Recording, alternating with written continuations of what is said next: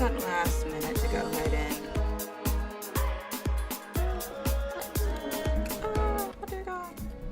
anyway, I decided last minute to go ahead and grind on said game because why not? But yeah. Do we have a lot to go off of? Not really.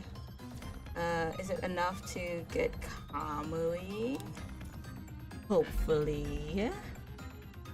But we shall see. We have like how many days now? Let's see. Barely a week. We're looking dusty. Yeah, let's go ahead and do a few summons really quickly. See if we can get him early, which is probably gonna be a non-existent. And literally impossible, but you know. Hopes and dreams, hopes and dreams. But hello. I know I've just threw everyone in here, but you know. We'll be alright. We're not getting what we want.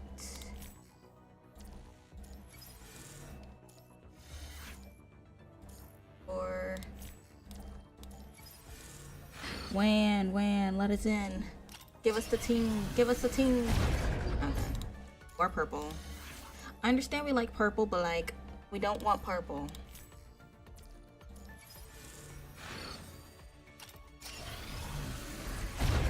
Ah, okay. Tis fine, tis fine. We'll go on ahead and do some more of the main quest, not main quest. Event quest, because why not? It should give us a little extra to go off of. Hopefully, maybe, possibly, possible. Fingers crossed. If not, then depression it will be, I guess. Hey Zell, you really think this whole lab facility thing is legit? Probably not. Coordinating personal assignments over the radio with Kamui has all paused, surprised by the question. Who knows? That's exactly why Zed sent us as the scout team, yeah? To check things out. Look, this is the only lead we've got right now. People are already turning into sunspots. Anyone who you sent out for tech help came back with nothing. At least these guys actually responded. If the research on the punishing virus can actually fix the issue with Project Ballycarn, then it's worth taking a shot. Maybe. I know, it's just something's bugging me. I swept the whole outskirts with my team, completely clear. The first city ring you checked is also clear. Barely a single corrupted in sight. Oh, they're holed up somewhere. I can almost promise you they are. Barely a single corrupted in sight. You really think they're all trapped in that lab in the core area like they said? Nope. Probably just what they said. Some kind of leak during experiments attracted the corrupted. Makes sense. They'd all cluster there. You know, it's suspicious. Either way, mission's the area.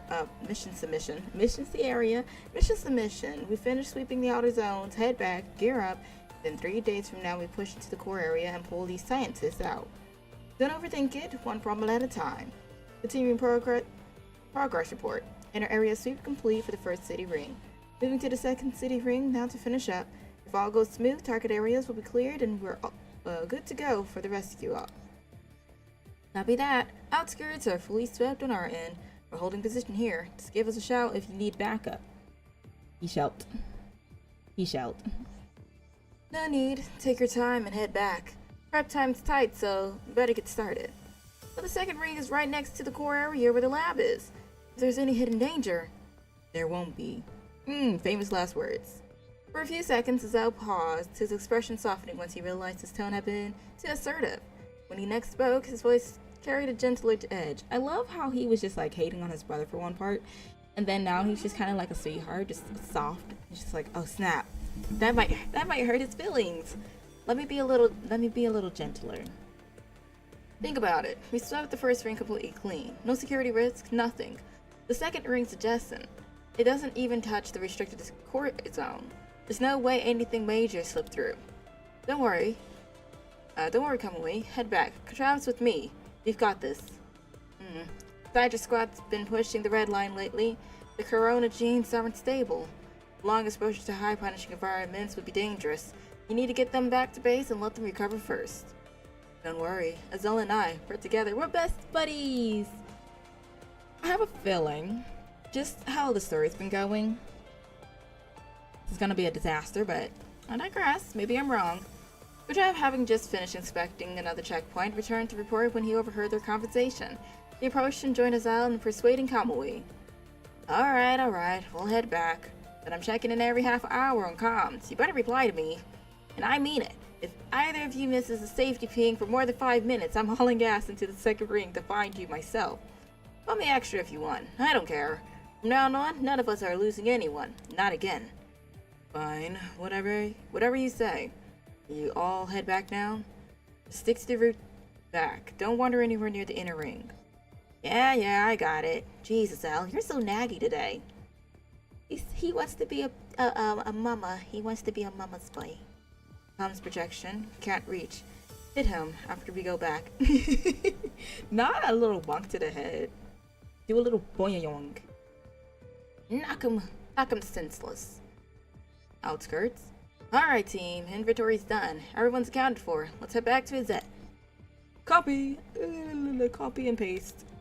To err on the side of caution, Kamui walked from the front of the line to the back, double-checking that no one had been left behind. Hey, where's Andrew? Huh? He said he was gonna take a leak in a minute ago. And then, actually, where is he? No way he got lost, right? Oh, this is gonna be like a Resident Evil moment. So much for your counting up the numbers. Andrew is in fact gone. Wait, so Andrew might have wandered toward our side? For some reason. Yeah, dude's probably lost. His location pings show him moving toward the second ring, but his communicator's busted, so he can't reach him. I want to send someone after him, but half my team's already showing symptoms from the punishing virus concentration. I gotta get them back to base first. I have a feeling he's already infected. Copy that, we're already sweeping the second ring anyway. I'll tell Kutrav to keep an eye out. I heard. On it. I'll watch for him.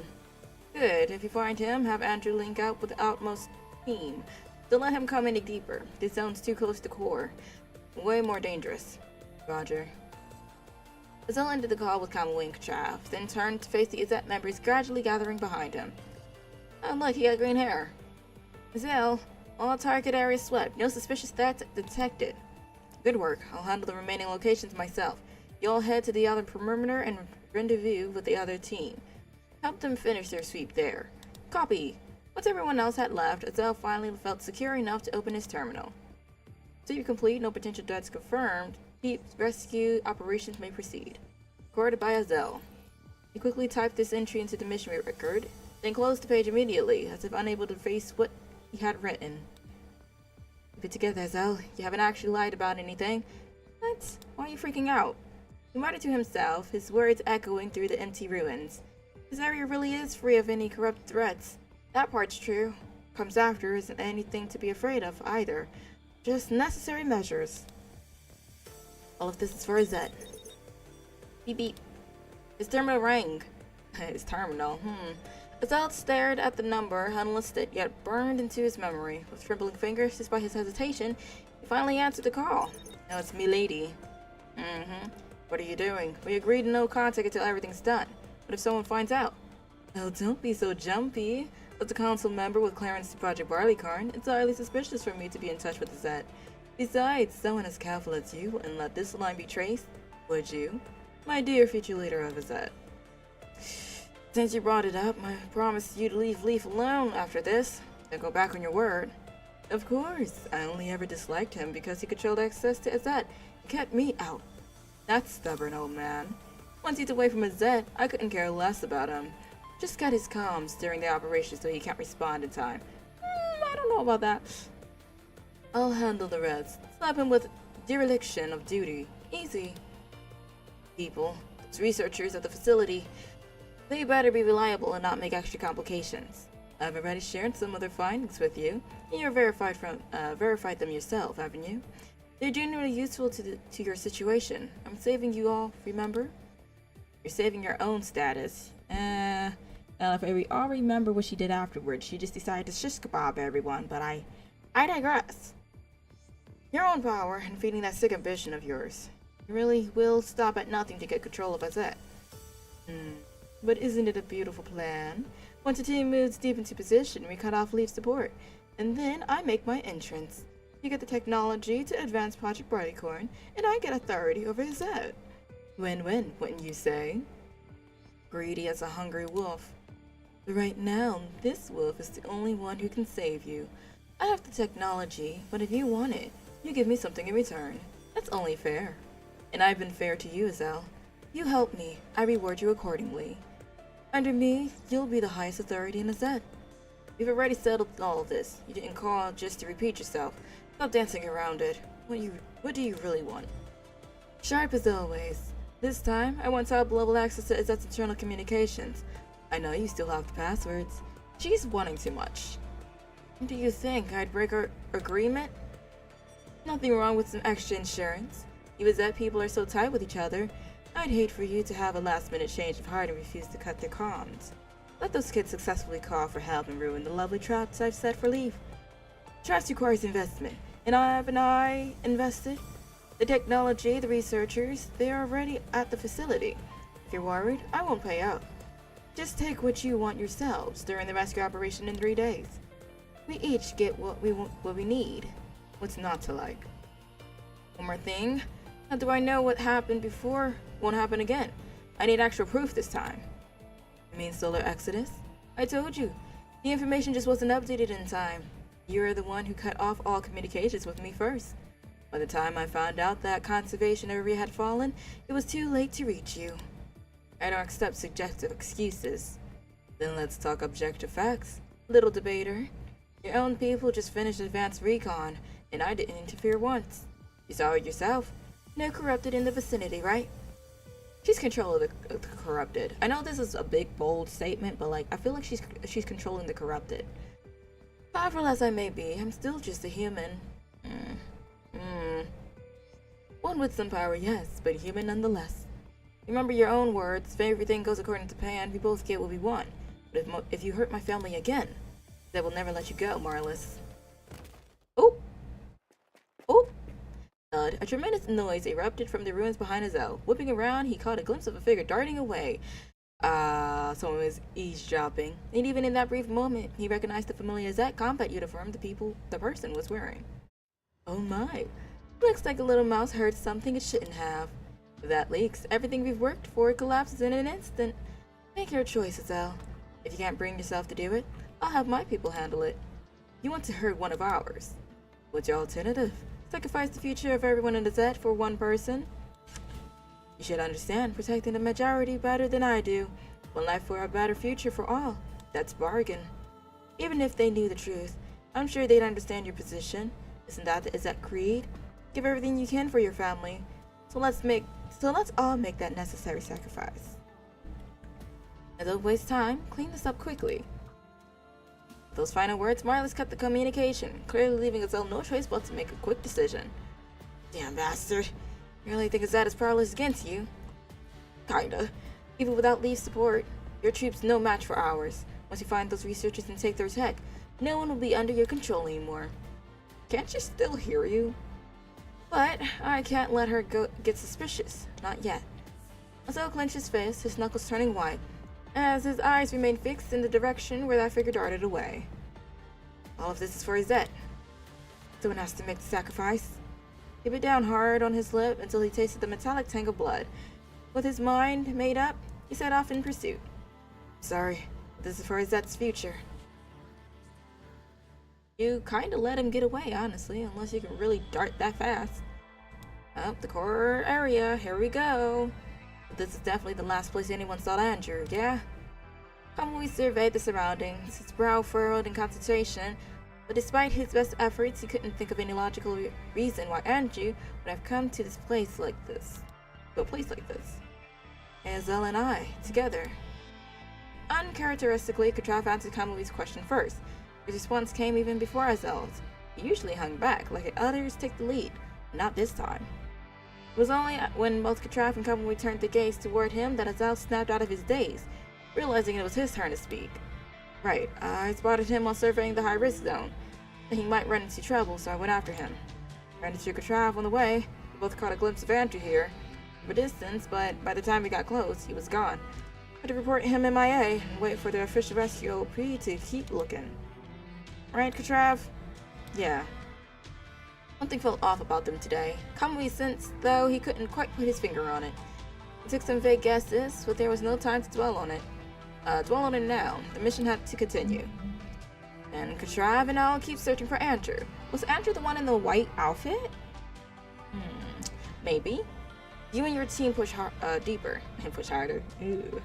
Scope things out. If it gets hairy, call us. We regroup after, then pull those researchers out. Leave Andrew to me. I'll bring him back in one piece, probably. Katrav, let's roll.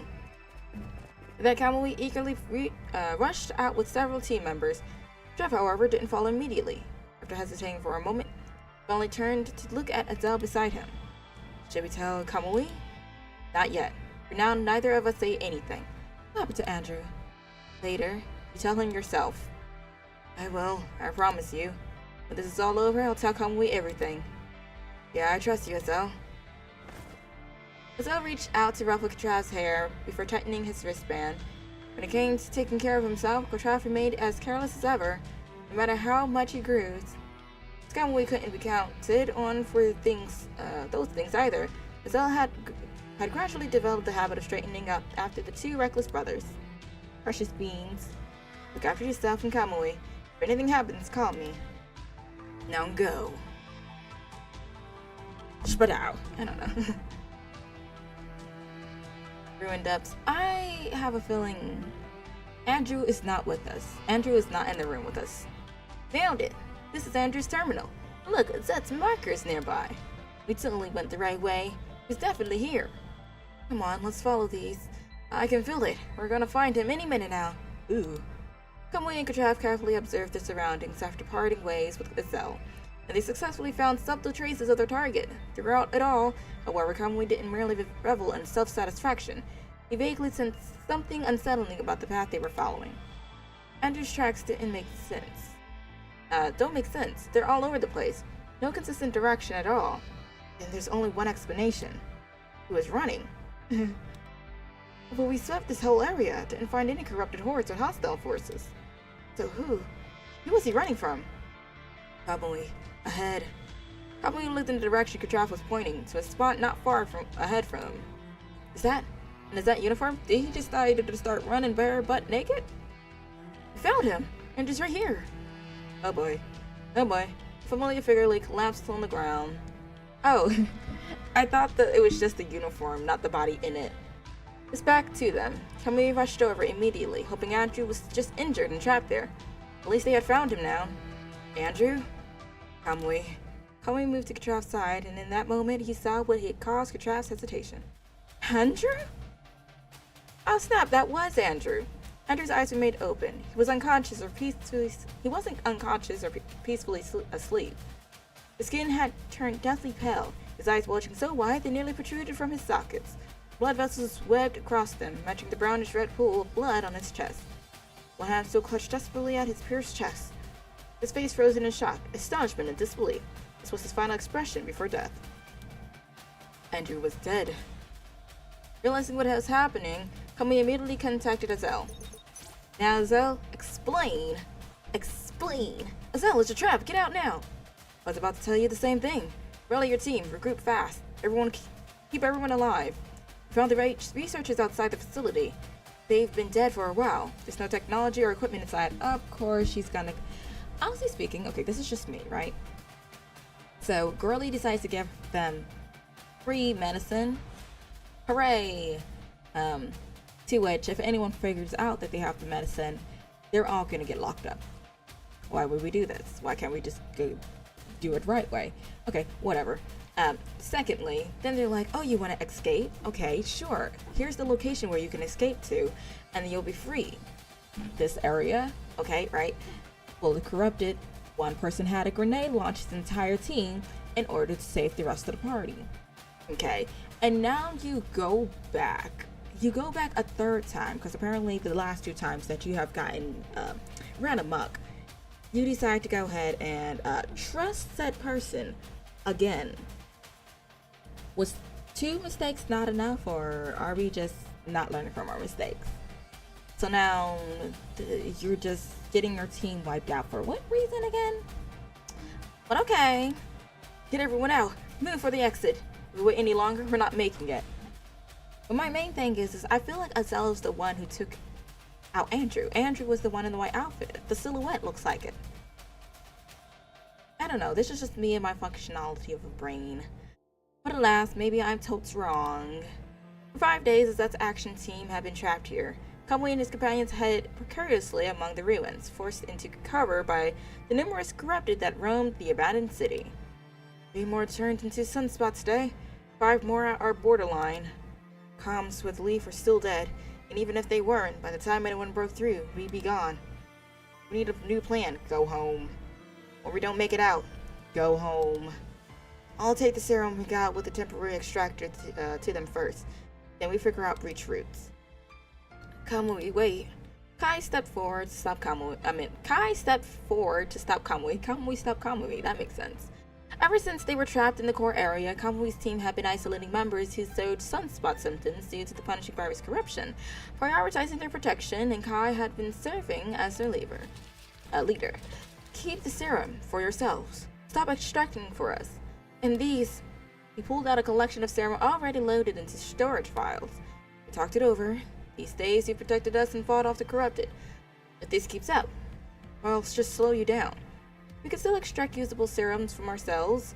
Essence 2, combined with what you've already given us, should come in handy. Are you insane? Maybe. No way. Kamui. What other choice is there? If you can't fight, then none of us will break out. Stop with the pointless sacrifices. You're the ones who matter now. Okay, hold on. He's kind of cooking for a second. He's kind of cooking. It's not pointless. Nobody gets left behind ever. That's not how this works. We don't have the strength to save everyone anymore, Kamui. Escape route's cut. The team's been surrounded by the corrupted for 5 days. The only way anyone gets out of here alive is if you keep fighting. If you stay strong. You know, honestly speaking, if you were to think about it, it's actually kind of scary for this, because imagine you're just like, oh shucks, I'm kind of hungry. Let me open this granola bar really quickly. And then you just start seeing red glowing eyes just protrude from behind the barracks or something. You just like, there's a wall or through the window, you just start seeing one glowing a pair of eyes, and then it just starts going like a bunch of raccoons. Yeah, I probably would just leap into the grass and just be like, well, everything's over. See you on the other side. Kamui.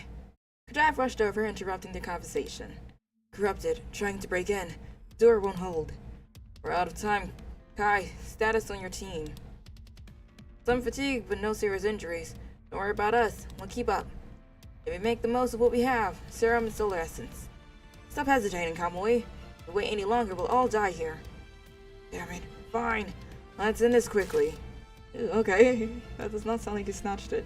Kamui snatched the vial from Kai's hands and forcibly jabbed it into his veins. Not falling here. No matter what. Hold on until the very end.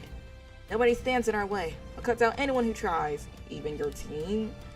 Everyone stay behind us. We've got this. Every single one of us is making it back to Zed. You hear me? Yeah, good luck. Now let's charge through this. Together. I don't know. The solar essence began to take effect, burning through his veins and brain. That's one way to see your enemies. The long stagnant mire finally began to break free, carrying with it a desperate hope mixed with defiance, erupting with explosive force. Okay. Hooray! Hooray! Get blasted. Honestly speaking, it's not giving. Oh, okay. Do we got handy dandy flashlights? Okay, that's his old frame.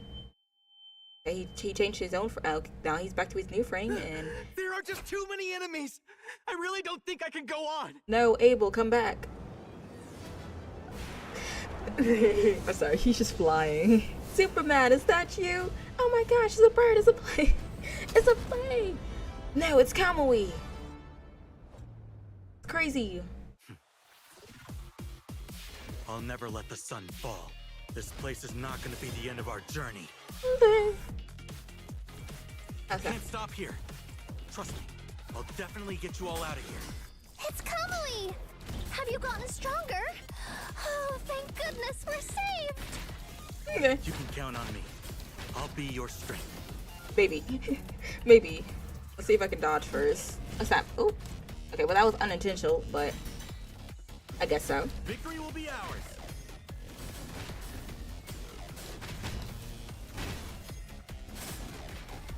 Oh, do I don't get to do it? Okay. Abel. Everyone stay behind me. We'll rescue the others together. Let me not confuse him.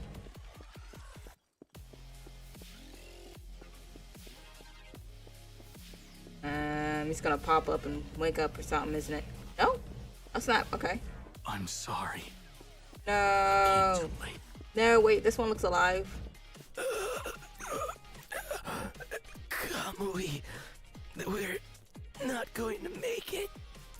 Take the others and go.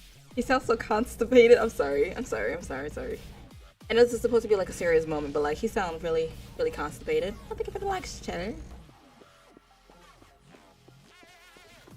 I mean, at least he tried. Oh. Okay. Oh no. Hold on. Wait for me. Kai, hang in there. We're coming to help you right away. There are too many enemies. Forget about us. Nope. Take the energy source and go now. No, Sheesh. we're not leaving any of our family behind. I don't know, that was kind of giving though. Come on, all of you, come at me all at once. I'll tear don't- every last one of you to shreds. Maybe don't come all at once. I mean, if you want to, Burn away. Run maybe. fast. Or just prefer not. Fade off surrounding corrupted. Yes. My guy's tweaking out there. Okay. Sure. Get out of my way. Err. Kamui mustered his strength to send the last corrupted clinking to its feet, flying through the air. He crashed hard against the distant ruins and finally stopped moving. He was nearly at his limit, but fortunately all obstacles before him had finally been cleared away. The exit. We finally made it. So, Trav, you guys okay? Still breathing. I'll make it back to Azet. Don't waste time. Keep moving. I'm managing. To head back with everyone. You can still walk. I'll find a safe spot for the ones who can't. Go back and call for rescue. Until then, I'll keep them safe. Broken the wall. With our new power, we can do this. I know we can. Kai. Hey, wake up. We made it. Kai is not with us. Let's find a safe place. Then we wait for rescue. Kai? Kamui, put me down. Then you keep going without me. Oh, dear God. Kamui, put Kai down. Okay. Okay. With trembling hands, Kamui gently lowered Kai from his back and propped him against the wall. Only then did Kamui clearly see the terrible state Kai was in. You lied to us, didn't you, Kai? With what little strength he had left, Kai placed his hand on Kamui's arm. Oh, this is giving Crisis Core. Stop. Kamui. Kamui felt tears welling up in his eyes. Like the others, everyone who fell. He told us they weren't hurt bad.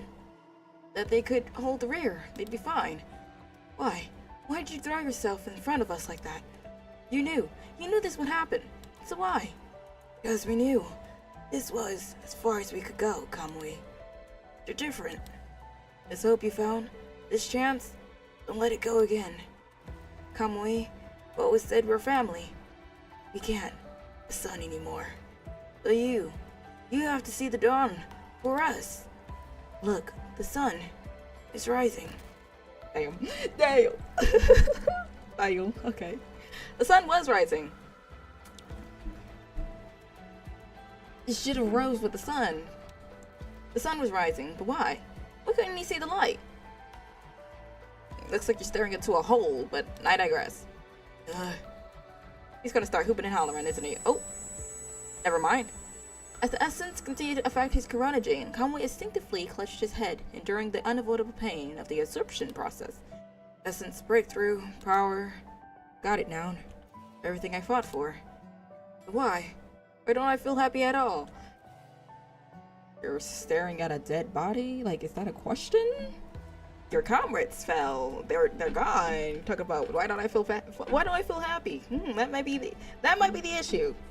Speculation. Isn't this the future we wanted?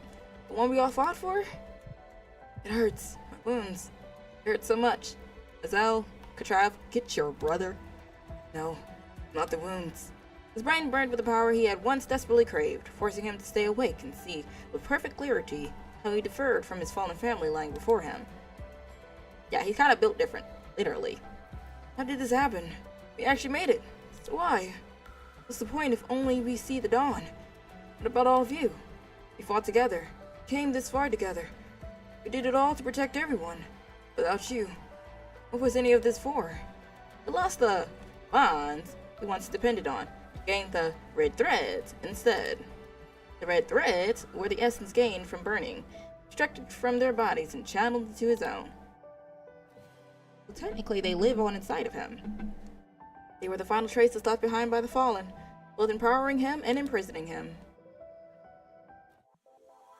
And then they just put some giddy music. Woo! Woo! Hooray! Hooray! Trap. Oh dear God. Oh dear God. The correct in the matter they had question marks is scaring me. Okay. So yeah, that's how the three of us pulled off the breakthrough back then. Zet lost so many people just to give Project Barleycorn a fighting chance. Here. This is it. Amory's gaze lands on the door ahead, and he starts walking toward it without hesitation. That's clean. No fights. None of the doors ahead get forced. Guess we're good for now. Last door, then down the hall. We're at the essence storage. Finally, I can find them.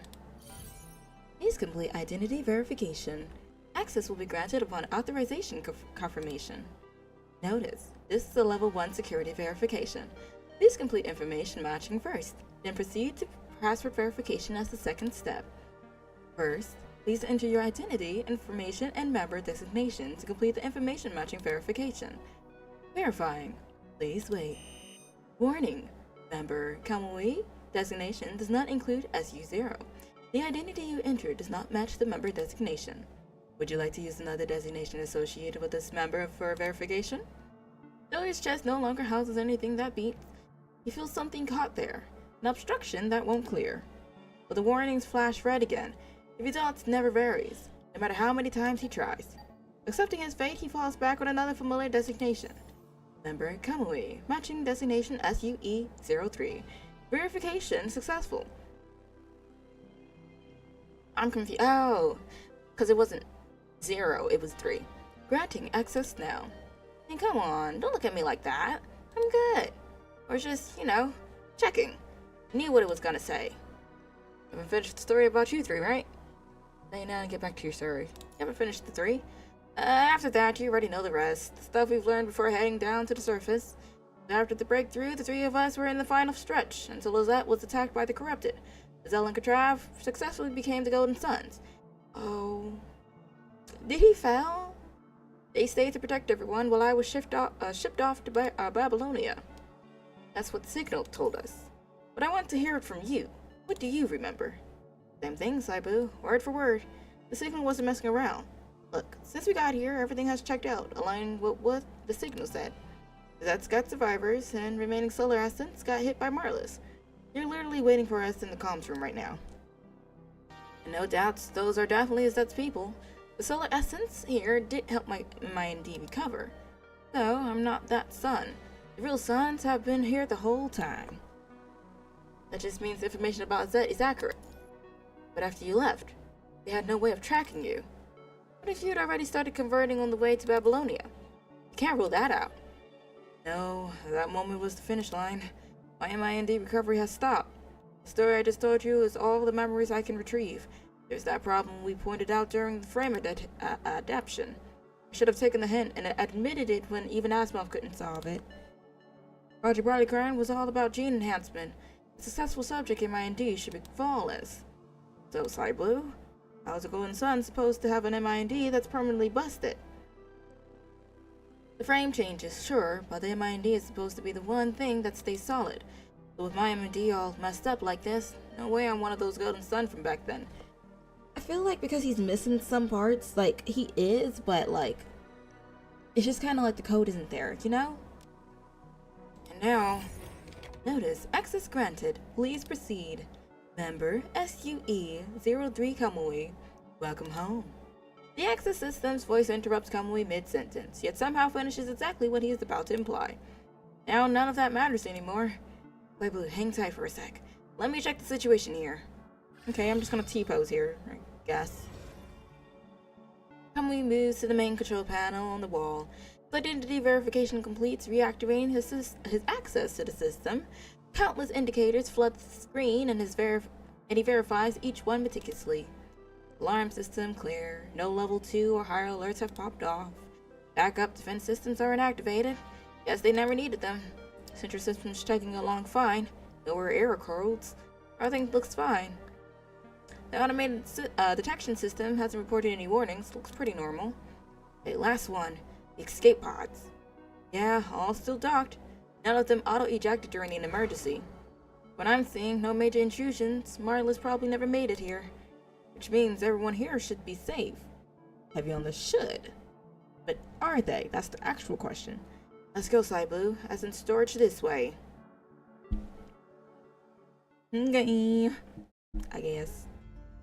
The corridor to the Essence storage stretches far ahead, offering the two of you a moment to yourselves. Oh! Kamui, leading the way, catches his foot on an unexpected ledge. His reflexes are quick, though, and he manages to steady himself instantly. Well, my bad. Totally spaced out there. Didn't even see that step. Let's walk side by side. That way I can catch you if you faceplant again. Yeah. Sure, but hey, I'm supposed to be the one saying that. I'll be right here to protect you. He's such a baby girl. Kamui shortens his stride to keep pace with you. Are you calling me short? I guess this is what my coworkers feel every time I walk beside them. They always talking about, why are you walking so fast? I'm like, I'm not. I'm walking normal pace. Oh well. The deliberate slowness quiets his mind, going over the fact that he has checked and rechecked. He senses his anxiety ebbing away. I just want to give him a hug. Kamui, are you really alright? If something's bothering you, you can say so. I don't need you putting on a brave face. I'm seriously like, super extra, absolutely positively fine. Promise. This whole thing, we're ready for it, mentally prepped, you know, and honestly, this outcome is pretty much ideal. All things considered. For me, this isn't about losing something, Saibu. It's more like finding something I thought was gone. What I always wanted wasn't really about being the Golden Sun. It was always about the power behind that title. What that power could do. The tracks? It's how you've been since the day I met you. Seek strength to pursue power. Different era, same Kamui. Right? See, even back when I couldn't remember any of this stuff, I was still basically the same dude. I don't care about people looking up to me or whatever. That's not it. I just want the power. I want to have it, so I can protect my family. You've been running after that for a long time. Running that far wears you out. You always put everyone else first, not so much when it comes to yourself. If you're tired, you know, you can lean on us too, right? Yeah, I know. When we found the issues during the frame adaptation, when everyone came to check on me before the mission, which I left them hanging, but I couldn't help it. Actually, it started much earlier, when I met you guys. Just been constantly getting all these amazing things from you. I know that even if I mess up, even if I can't do the thing, nobody's gonna blame me. And that's exactly why I don't want to stop running. Because you've all been so ridiculously good to me. Everyone, whether from Izette or Babylonia, it's always been like that. Even when things are rough. You all still find ways to give me so much warmth. I really don't want to lose that again, ever. That's why you're insistent on taking this mission alone. You'd already decided that if there were survivors in Izette, you'd do whatever it took to come back for them. Yeah, and from what I'm seeing, I still have a shot. Counting the others, I'm gonna make it right. I swear. There are still people waiting for me in the Essence Storage. This time, I'm not letting them down. Besides, this is already a win for all of us. The Golden Suns are still here. Probably. And even if I'm not one, I know Azel and Katrav have got this. They can definitely do it. They can use that power to protect everyone. My concern is that they're corrupted, though, like Golden Sun, but corrupted. Kamui's determined voice echoes down the corridor as he reaches its end. The door to the Essence Surge looms before them. One final step and your objective is within reach. We're here. Hold up. Gotta do one last check, just to be safe. The essence storage is basically Azet's heart, so the security is way tighter than anywhere else. If someone's inside tampered with the system, the only way in is to request access. Someone on the other side has to approve it before the doors open. Or if they were expecting me, they might have already pre-approved my access. Member SUE 3 Kamui sending access request. Only someone with Azet's clearance could have done that. They're in there. They're actually in there.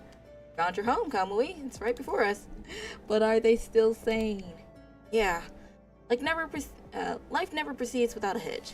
Kamui knows this lesson well, etched into him through trial and error. But somehow, it is always the same. Even when someone is lost along the way, there is always someone left behind to remain by his side. But are still here. That's enough. As long as someone's still alive, then our past doesn't just disappear. Home can still keep going. And I still got something to press on for. Even if the road ahead is still rough, I'll keep pushing. For all of you. Things will get better. In the future, that belongs to us. Take this surviving ember back, guard it well, and one day it will blaze into a brilliant flame once more. The true sun burns with glory, but even an artificial sun holds fire enough. It will pour out everything that Kamui has, everything Kamui is, to protect his home. Sorry for keeping you waiting so long, Azel, Katrav, and everyone else. I'm back now. Let's get out of here. I'll take you somewhere safer.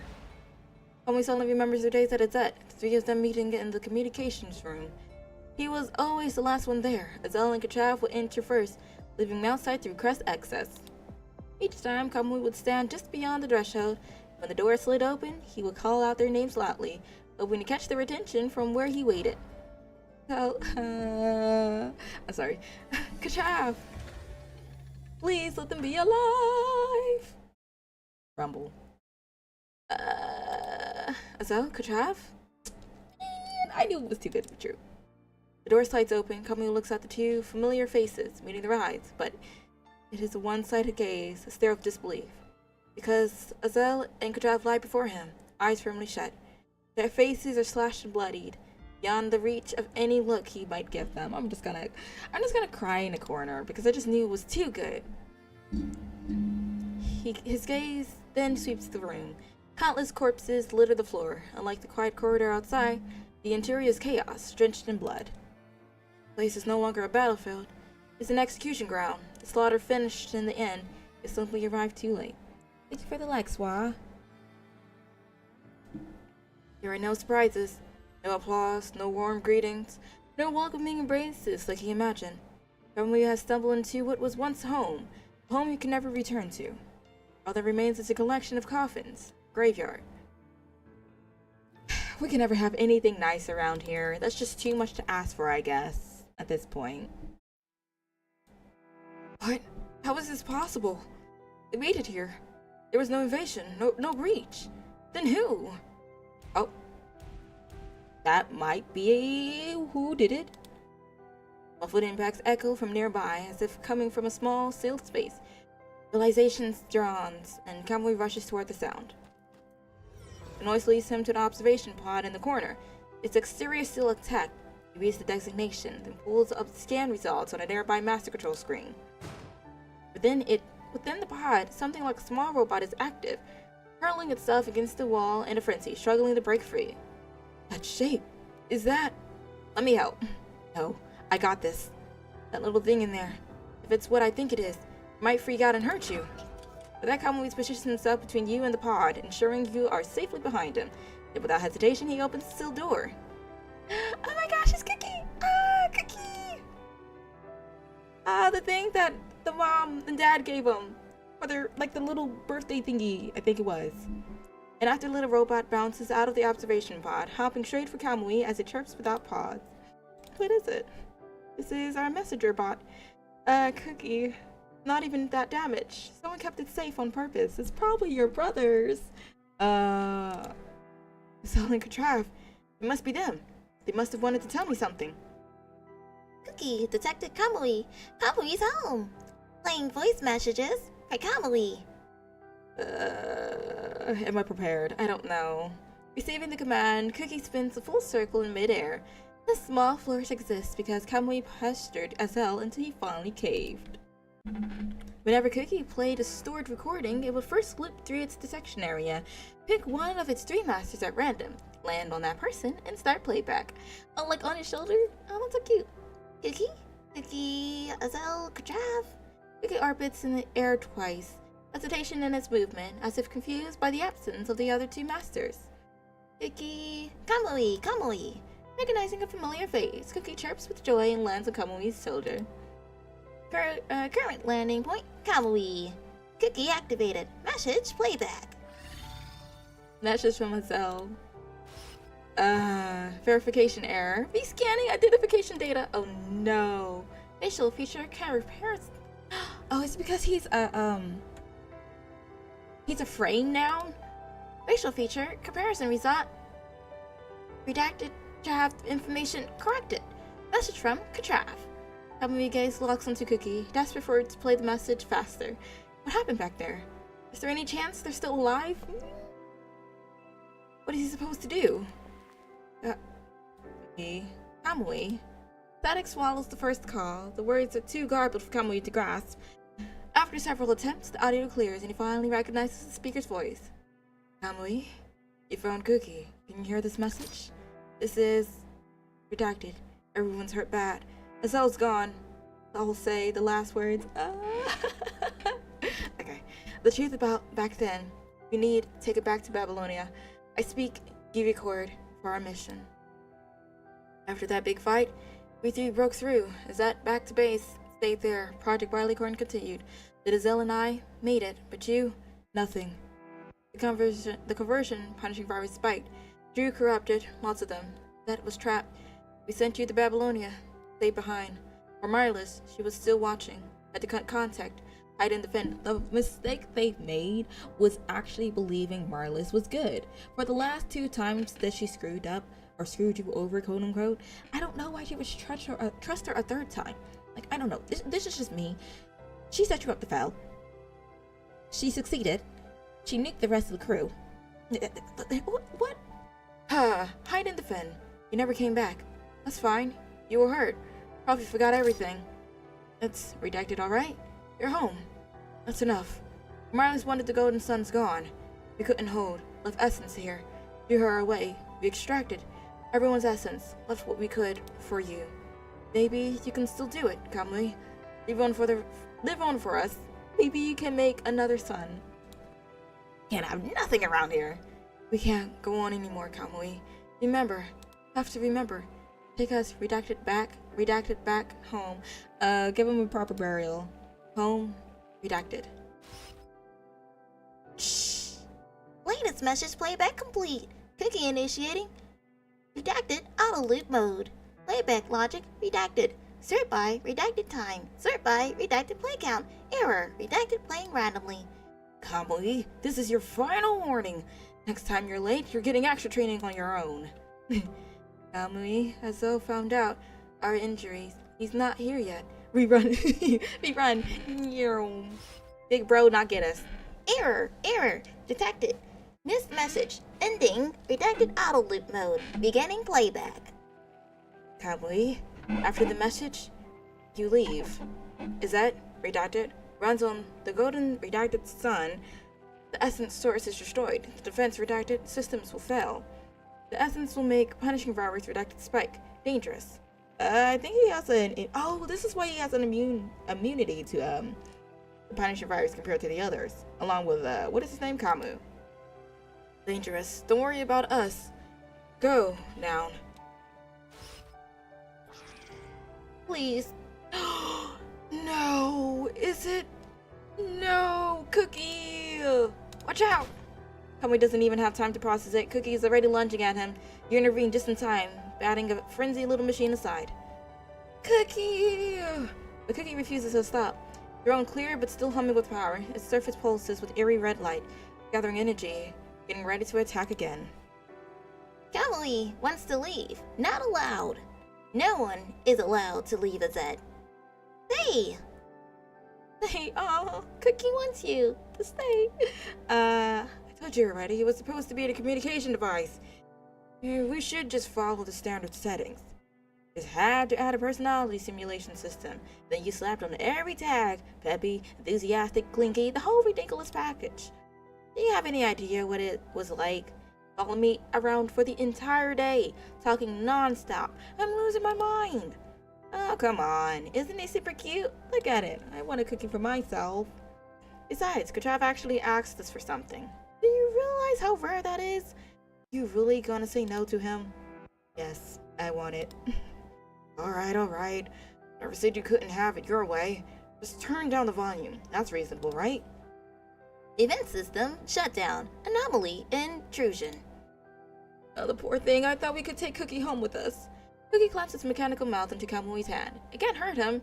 Can't even break his skin, but it holds on, stubborn and unyielding. Damn it. Really don't want to do this, but... Our precious Cookie. No. Kamui swiftly smashes Cookie into pieces, leaving the device completely unresponsive. Warning. Exact core damage. Backup essence overflowing. All defense systems shutting down. Please evacuate immediately. A large amount of corrupted detected, infiltrating the area. Initiating Level 1 emergency protocol. Insufficient system power. Initiation failed. System shutting down. All personnel evacuate immediately. Please evacuate. Alright, a punishing virus concentration here. It's spiking. Cookie must have been got corrupted. Obviously. This place isn't safe anymore. We gotta move, now. Okay, you don't have to tell me twice. With its core damage, its remaining power lies exposed. The solar essence calls out like a carcass in the wilderness, and the hungry come to feed. I beg your pardon? What is that? Raptor fled his head like a hive in frenzy. Hadora creatures thick among them. This is no ordinary attack. It's an onslaught beyond anything Azad has ever endured. Looking like Yuta. What is her name? Is it Yuta? No. Really, that it's always with Yuta. Stress signal sent. You good? I'm hanging in there. They'll slow down for me. I'll keep up. Babylonia got back to you. Yeah, just now. They're on their way. But we still gotta punch our own way out first. It says lay out a maze. I'm butchering this. It says lay out a maze, and Babylonia doesn't have the blueprints. If they charge in blind, they'll just make things worse. Baibu, behind you! Kamui quickly steps into the path of the Hadora creature's attack, shielding you with its own body. He is not indestructible, but when it comes to wielding a blow, his frame surpasses fragile human flesh. These guys are blocking this route too. We can't push through. That was the last exit we could try. It was a sabotage. Like this area is gone too. No choice, we force it. Wait, one more option. The ceiling? The roof? That's got a secret emergency passage, but the entrance is on the opposite side. You have to cross the whole place to reach it. It's a long push, and the corrupt keep coming. Plus, no guarantees that passage is in better shape than this. And if that area hasn't fallen yet, we can make it out. What's your call? That last exit we tried wasn't even as bad as this spot. If we got totally swarmed, we couldn't break through. Forcing this one's probably ends the same way. That secret passage is harder to breach. Technically, it's safer than here. Trust your judgment. Let's do this. Yeah, then we move. I trust you. The entrance is right ahead. Oh, well that was fast. If we could just punch through these guys blocking the way. Oh, no. Everything that could go wrong is going wrong. Hey, what's wrong? What's happening? I may have kinda hit the ground. Just high punishing virus concentration. I'm fine. From the depths of his mind, your mind beacon has begun to fade. I'll move faster. I'll get you through this. Just hang on. Okay. Oh. Okay, no, this is fine. Kamui supports your way. A quick assessment tells him that your condition is far graver than he thought. This is no good. Can't wait for backup. I need you to get out now for your treatment. Back off. Flashbang. Hadora creature rips through the pipe. Kamui's blade meets it mid-lunge, carving it apart as he positions himself between you and the monster. They just keep coming. The noise brings more. They swarm through the narrow space, cutting off any hope of escape. You are trapped. It is a disaster on top of a disaster, but Kamui refuses to fall here. Not now. Not when he has finally found a way forward. My frame can hold a bit longer. I'll cover the rear. You get into the passage. At least one of us can make it. We can. Okay, sure. Opens fire. Yeah. The bullet whistles through the air, striking the head of a creature attempting to ambush Kamui from the side. We're getting out here together. Your voice stays steady. Your hands never faltering as you reload. This is why I'm the Commandante. Boy, don't butt me. Oh, don't. Everyone is just collapsing. No, it's fine. Everyone just wants to take a quick nap. Before the words leave his mouth, something tears through Kamui's mind like claws. He drops, unable to stand, hitting the ground hard. Kamui! Mind turbulence. Why now of all times? Up, my dear. Yes, he forces himself up, body trembling, jaw locked, but his great sword betrays him. Its light guttering like a candle in the wind. Just left, right.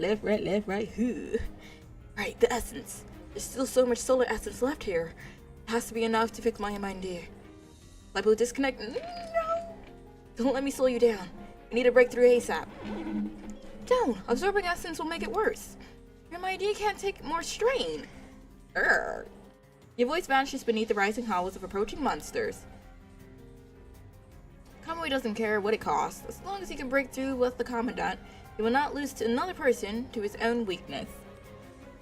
I feel like it's not even weakness that is the problem, because like my guy's been holding up for the most part. I mean, the main thing is it's just that he's just at the wrong place at the wrong time. Like, if he was actually with the other three, maybe, well, two, technically. Well, unless we include Cookie, then it would have been way different, I feel. But, that's just me. Following the ritual, he knows by heart, but this time, neither the essence nor he shows any sign of change.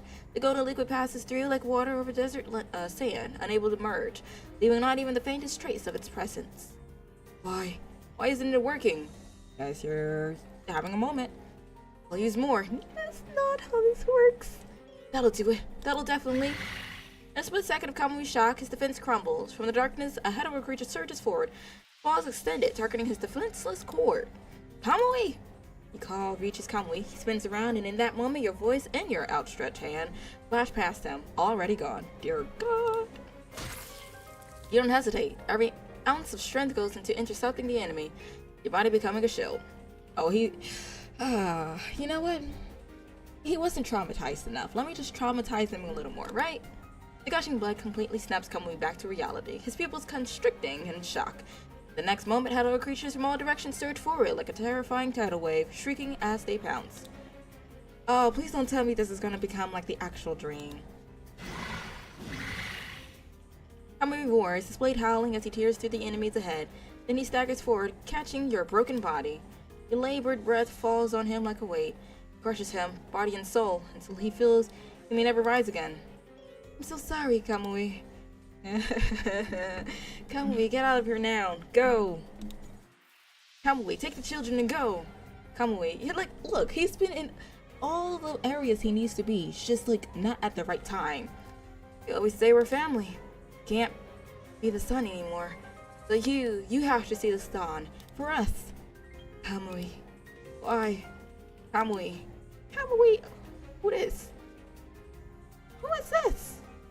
Is that Wanshi? No, that's Koya. I should probably read. The name is right there. Kamui, I don't want to. Who is Koya? Did I miss something? Kamui, run. No. In that moment, everything crashes down on him. Faces he couldn't protect, moments he couldn't hold on to, all rushing before his eyes. Poor little Kamui. Always too late to save the ones you love, aren't you? I can't save you. No. Oh, my guy about to go beast mode, okay? He's about to go ahead and get his little Goku power up. Kamui is beyond reason now. He props you up, swinging his weapon wildly. No technique, no strategy, only the desperate need to keep the monsters at bay. The agony is in my ND and in my eardrums. Sharpens, spikes, threatens to drop him. He forces his legs to move, dragging you both toward the passage entrance. We can't fall down. I still gotta protect Sai Blue. I gotta stay in front. I observed the essence. Where the power? Why isn't it working? Why is there no reaction? Way appears in Kamui's interlude. That makes sense why I'm confused. Because I was like, I've been going through this event, and I have not seen his name once, or her name. I'm assuming. It looks like Wan Shi, really. I need to do the interlude. Clearly, I haven't done it. Faster. Gotta go. Sonic, is that you? Gotta go faster. We're out of time. No one answers his desperate cries. Not the silent solar essence, not the haunting corrupted and Hadowar creatures. All alone, he forces his shaking body onward, staggering toward the entrance. Don't you dare! I don't care who you are. I won't let you. Nobody stops me from taking Saibu home. Get away, you monsters! Faster! He needs to move faster! Be over here just getting dragged like a sack of potatoes. Saibu's wounds fester, the punishing virus taking hold. There is no time. But his feet will not obey. Invisible shackles drag at him. Relentless, ghostly fingers rise from the earth and catch his ankles. Holding, always holding. This path, he has run it so many times.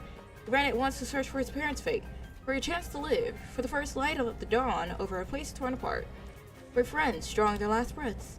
But not once did he find what he was looking for. Royal Authors and Kamui exclusive memory set. I have done not one of them. But that's interesting. How moves. I wonder what you gotta do with him. Well, time to dibble dabble. Oh. Okay, we're out. He runs until he can't, and then he falls. Kamui hits the ground hard, dusty yellow clouds erupting around him. Even now, even falling. His body remembers what matters. He curls around. Oh, he curls around me. Taking the full force himself. Sand. Dust. Kamui barely notices the dirt. Something else cuts through. This isn't the cold steel floor he expected. And there, blinding sunlight floods his vision. We're out! In fact, we are. The sun beats down, scorching, but to Kamui, it feels more refreshing than rain. Relief floods through him. Then he hears that familiar thunderous rumble of Babylonia's transport crafts. He runs towards the descending shadow. Finally, this time, hope has come. Good evening. The vehicle touches down. Figures in familiar Babylonian uniforms rush out, and Kamui's chest fills with overwhelming relief. We made it. We're saved, Saibu. Look. Please let me still be alive. Saibu. But the human commandant in his arms can only manage the faintest response. Barely moving at all. No, it's fine. Hello. Hi, Nonim. How you doing? Kamui feels as if his body, one that shouldn't house any biological heart, has somehow regained heartbeat. This heartbeat connects him to the human in his arms, yet it grows weaker with each moment as the commandant's wounds worsen. Wait, I seen one with like a mask on. I'm assuming he's a doctor. Like, no worry. Soon it may stop entirely. No. You can't do this to me. Hey. Let's not jump the gun now. I'm taking you home. Babylon is gonna save you. Alone, he could do nothing. It's always been this way. It's still this way now. Yep, more trauma for the kid. That's lovely. Kamui runs towards Babylonia's vehicle. Toward help, the dying commandant cradled in his arms. Help him! Help him! I beg thee! Help, please! Someone save Sly Blue! Anyone, please! Only you can save the commandant now. I can't save the commandant myself. Hurry! Save the commandant, please! Babylonian soldiers reach him, shock flickering across their faces at the commandant's condition. A few urgent words pass between them and Kamui. Then together they race for the waiting transport. Inside, yay! There is medical. Medical personnel spring into action. Equipment deploys, monitors beep, and someone contacts Star of Life headquarters even as they work. Contact Star of Life now. Tell them to prep everything. Maximum priority. They're on an express route. Move it. What do you mean? Which route were you planning on taking? I think that makes sense. Okay. Sure. Nope, everything's fine. Everything is great. 20 years late. 20 years later. Oh, okay. The room is silent except for the noisy whir of machinery and Kamui's voice, rising and falling in cries that are sometimes suppressed, sometimes worse. How old are we now? I need to know this. I think the restraints are holding me down. You're in restraints? No matter how bad the pain gets, at least my body won't freak out and break free on its own. Oh, he's still doing the solar essence, isn't he? This isn't enough. I'm gonna make it as a golden sun. This is like barely scratching the surface. More. This is just torture. Unnecessary torture. Warning. Punishing virus concentration in simulation environment has exceeded theoretical safety perimeters. Immediate termination of training recommended. Safety parameters. Those don't mean anything to me anymore. They never meant anything to you before. Crank up the concentration. Keep it going. Having manually disabled the equipment safety protocols long ago, he ensures no program can automatically restrict its operations. The alert grows increasingly urgent, yet the golden solar essence in his chest remains utterly unchanged. Oh! I don't think that's how it's supposed to go. The simulation environment pressure exceeds its limit, collapsing entirely. With a thunderous crash, Kamui hits the ground, surrounded by shards of the shattered containment wall. My eardrums. The damaged equipment forcibly halts all simulation settings. Like a fish gasping under a scorching sun, it finally returns to water, just before desiccation. Able to breathe again. This fish, body cracked and broken, still struggles to crawl back into the scorching sore, all for one more impossible chance to reach the sun above. Why can't we just have Kamui? Why can't we just have a precious butterbean? I can't stop now. The blue is still waiting for me. Do you see your eyesight? Like a double-eyed. Kamui struggles to his feet, refusing to yield even an inch. There are spare machines in storage. This one is broken, so he will just get a new one. He will not even permit himself a moment's rest. Kamui? That will bring him back to his senses. You need to get to the med ward. The final critical condition notice just dropped, and the verdict is critical condition beyond recovery, discontinue treatment. Okay, no, it's fine. It's okay. Yep. Those faithful words barely finished before Kamui bolts from the room without a second thought. It started with that exact mission years ago. I was still in the ward? Dear God! Continuing through every subsequent fall of human defense lines, for 20 years, he had heard such news countless times, and the few remaining withering human outposts, devastating casualties like these have become the norm. Oh, you're telling me his nightmare is becoming a reality. But every time before, they at least used the phrase, recommend discontinuing treatment, never a direct order. He knows exactly what this means. This is not a recommendation, but a notification. It means that every last medical treatment humanity still possesses is now powerless against the Commandant's condition. No, not like this. Not now. Oh, wait, what have I become a frame? Will that fix me? I've been looking everywhere for a cure.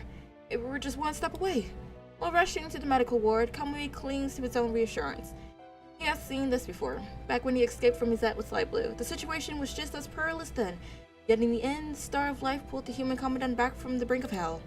After that, the Commandant's health never again compared to what it once was. But the Commandant survived, holding on for 20 more years, right up until this moment. The only thing that matters is that the Commandant survives. The Commandant made it through the first 20 years, so he will fight tooth and nail to give the person another 20 years, maybe even a third. He wants me to make it to like 60 and 70 years. All he wants is for Saibu to stay by his side. What about his other crew? What happened to them? Oh! Hey, okay, my guy broke the door off his hinges, it sound like. But the scene he knows so well never arrives. Human Commandant does not rise as if nothing happened, like all those times before. The person does not offer that familiar smile. Does not tell him not to worry, that everything will be alright. Please tell me this is just a nightmare. But the Commandant lies still upon the hospital bed, too weak to lift so much as a hand.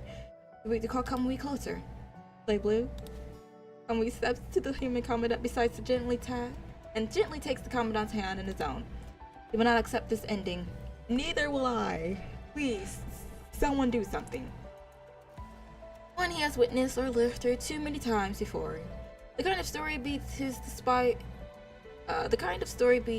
he despises more than anything. Not like this. So heavy with sorrow, so drowning in grief. Not like this, with death about to claim the Commandant, going to lose Light Blue forever. And in fact will. Hey, what happened to you this time? Mission to Izette. The after effects from your mind beacon has been missing with you all this time. Is it your older injury acting up again? No worries. We'll just take some extra time to rest, and you'll bounce back. I'll stick with you through all the rehab sessions. Promise. Or maybe you got hurt during your latest mission? Why was I still on missions? Whatever it is, we can fix it. Just tell me where it hurts, okay? I've learned all sorts of first aid techniques. No matter what kind of injury it is, I can patch you right up. Wait, could it be a mind beacon thing? Don't sweat it. I've been working on becoming a golden son. I'm gonna make it happen. Then I can help you. Gonna be okay, right? He's crying. I'm on the brink of crying. We're all about to cry. Please say something to me. Anything at all. Please, to us. Please. Anything at all. Just say something again. Tell me you're okay. Tell me nothing will happen to you. Tell me you won't leave me. Why did you leave me? Kamui. Sorry. Within his mind, Kamui senses the mind beacon of Cyber's flicker to life once more. Yes! The light of it steadies his consciousness, grounding him by a fragile degree. Oh, him holding onto my arm is just like, stop. I knew it. Gonna be okay. I'll find a solution right away. Doctor! Doctor! Get over here. It's like we can still. It's no use. Don't waste more. I don't say that. How could this possibly be a waste? You gotta live. Humanity still needs you. And me. I can't lose you either. And even as it flares to life, senses the mind beacon within his mind beginning to dim once more. The guards like a candle in the wind, spiders like a lamp running out of oil. My fault. I'd protected. I'll be honest, right? How they advertised the event story to be was just goofy and hee hee ha ha, and then you come up with this. The Commandant is dying, help. 20 years in, still dying. It's my fault. If I had protected you better during that mission, you wouldn't be dealing with these after effects. And in all those missions after, you kept pushing yourself in battles of MIND connection. For MIND connection. And I couldn't do anything to help. And every time I stubbornly tried to adapt to Solar Essence, you must have taken backlash damage while connecting with me. Why can't I carry this weight for you? If only I was stronger. If only I had more power. Kamui, you're on. No. If only I was a golden son. Everyone at Strikehawk, at Melonia, you, none of you would have been held back by me anymore. I failed to protect you all. I had to protect all of you. It was too late to save you. Not you, Kamui. We're grateful to have walked this path with you. We all believe in you. You always keep your promises, don't you? I know all that. Should have kept these promises, but I really can't go on anymore. I've got nothing left. No Izette, no Strikehawk, no Babylonia. Wait, was that just like a no friend? No. I don't have you anymore. I don't have a home anymore. Forgive him. Forgive him. He has failed every promise he ever made. Finally, the tears come, spilling onto the human Commandant's fingertips and the pristine white sheets beneath. Each drop, as it falls and scatters, blooms into a flower within this forgotten base. A place that has not been spring's colors and ages. Jesus, I can't read. But now, even this flower is beginning to wilt. Don't cry, Kamui. Don't go quiet. You can't see me hitting my desk, but like I might be crashing out just a tad bit. Might be fades to nothing. Y'all better resuscitate me. With all due respect. Kamui kneels beside Sliper, frozen in shock. He waits. What if perhaps the mind beacon still holds a flicker of life, waiting to reignite? But the human Commandant's life has ended. Dead ashes do not rekindle. I don't know, CPR.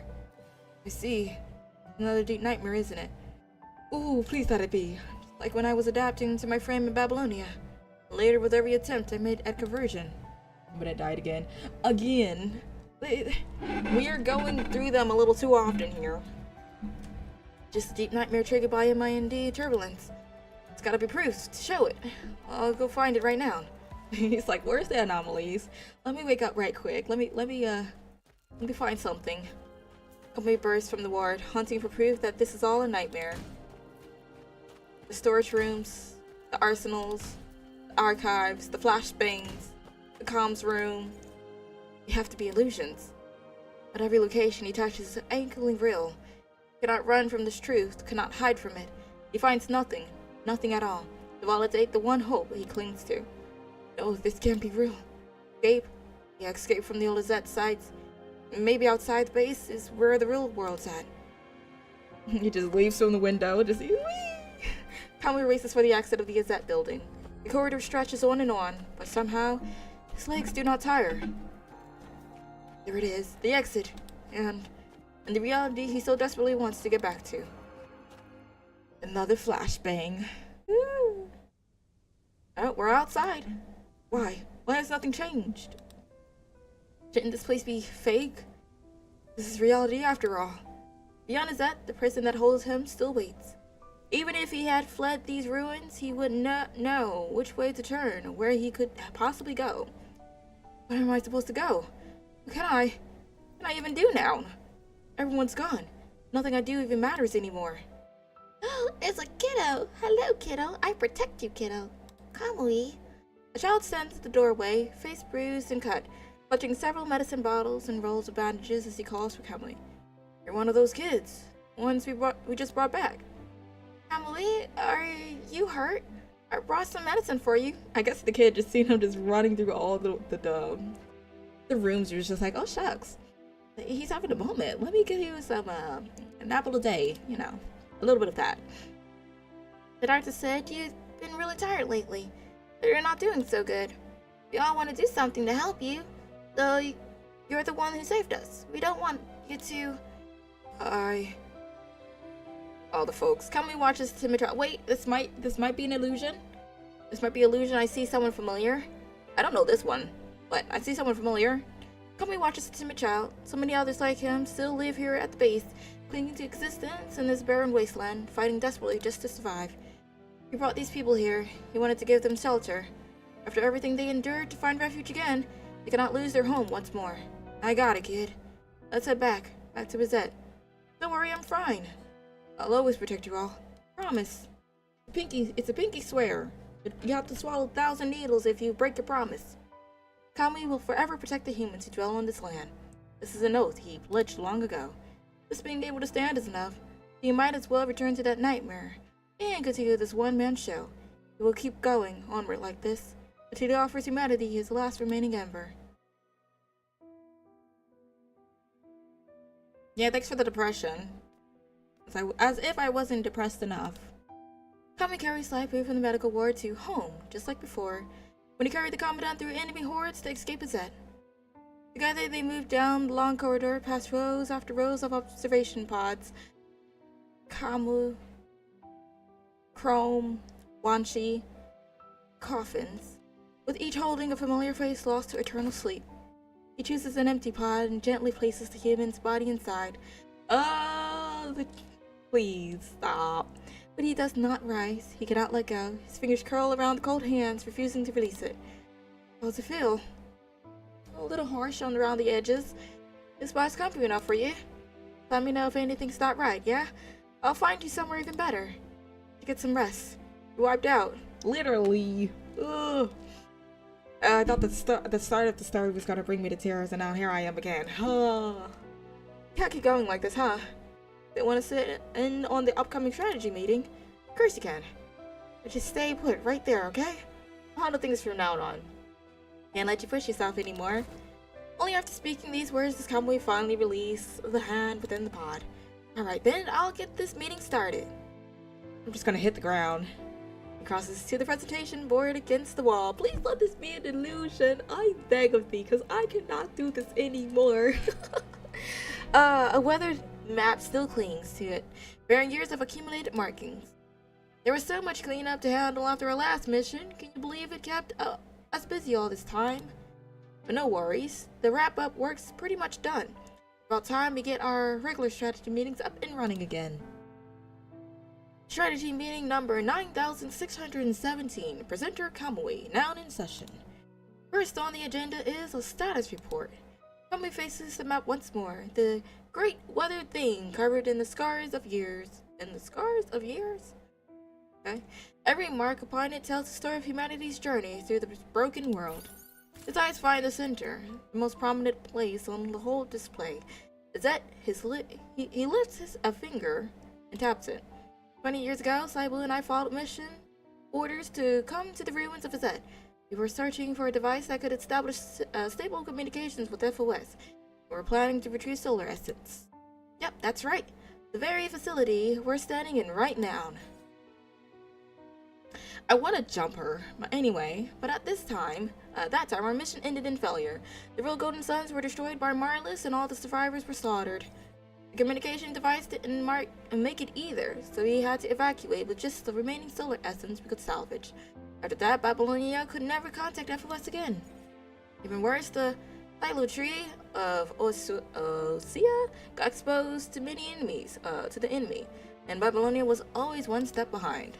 The enemy just kept taking and destroying what little humanity had left, and then Kamui shut his eyes, and from the depths of his mind, horrific scenes he witnessed firsthand began to surface. The map shows every tug of war battle between us and them, but honestly, every single time humanity just lost. Our strongholds kept falling, the territory kept shrinking. 10 years ago, all the survivors from Babylonia retreated to the surface, making the ruins of Izet our new base to keep fighting.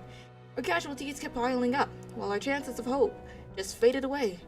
And then his fingertips find each marked location, trailing a route that spans continents. One by one, a cross is there to greet him, failure etched into every site they ever touched. At last his hand drifts on the map edge, through a region still uncharted by humanity. There, a simple sketch marks the spot, an FOS vessel. Finally found the lead on FOS, and gathered all our remaining forces to go there. Humanity's last ember of hope, one that might bring down again. Let me have to figure out this is actually just like I know this is the event story, but let me have to figure out this is really just the last part to the entire story.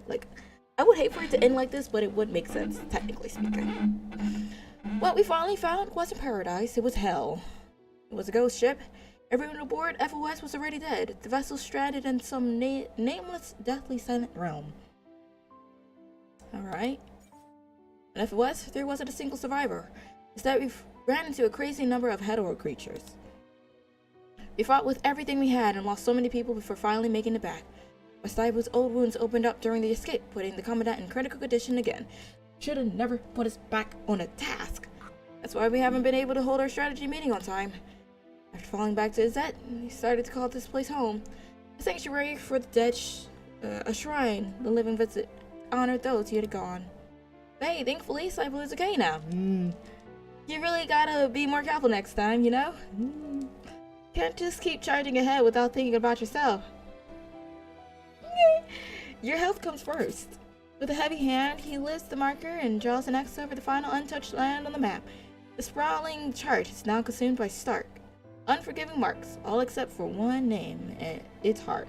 Izet, broken, decaying, yet still standing. They chased survival across the world, and everywhere they ran, they found only graveyards. The first graveyard Kamui ever knew, the place of death, has become their final shelter, a thin light before the dark closes in. So this is the only hope left for humanity on the surface now. Just this one place. Only one remains. No one else left. The place is just like the meeting he holds by himself. Every observation pod, coffin, holds only the dead. I'm the only one left now, so don't worry. I won't fall, I promise. I can't fall, not ever. I'll keep trying to fuse with solar essence successfully convert to a golden sun. There are still other human survivors out there in this world. I'll find them and bring them back here. I'll keep going. This is the only thing I can do now. Sometimes I get too tired and can't go on. Please let me pretend all of this is just a nightmare. That way, I won't feel the pain anymore. A walking shell. Do you play Kamui's Channel of Promise? Yes. I'm planning on playing all the stories. But I just wanted to get this one done, and I'm regretting it now, because why did I decide to do this to myself? I don't know why I decided to do this to myself, but yes, hopefully it's less depressing. Oh, fingers crossed. Only now does Kamui grasp the truth. The words were simple when Aldal spoke them, but living them, something else. Not until every face he knew, every soul he loved, slipped away, did he understand that this lonely road, I walk this lonely road, the only road that I have ever known. Okay, let me stop. Let me stop. This endless march is unbearable. What is there left to protect? He searches for an answer and finds none.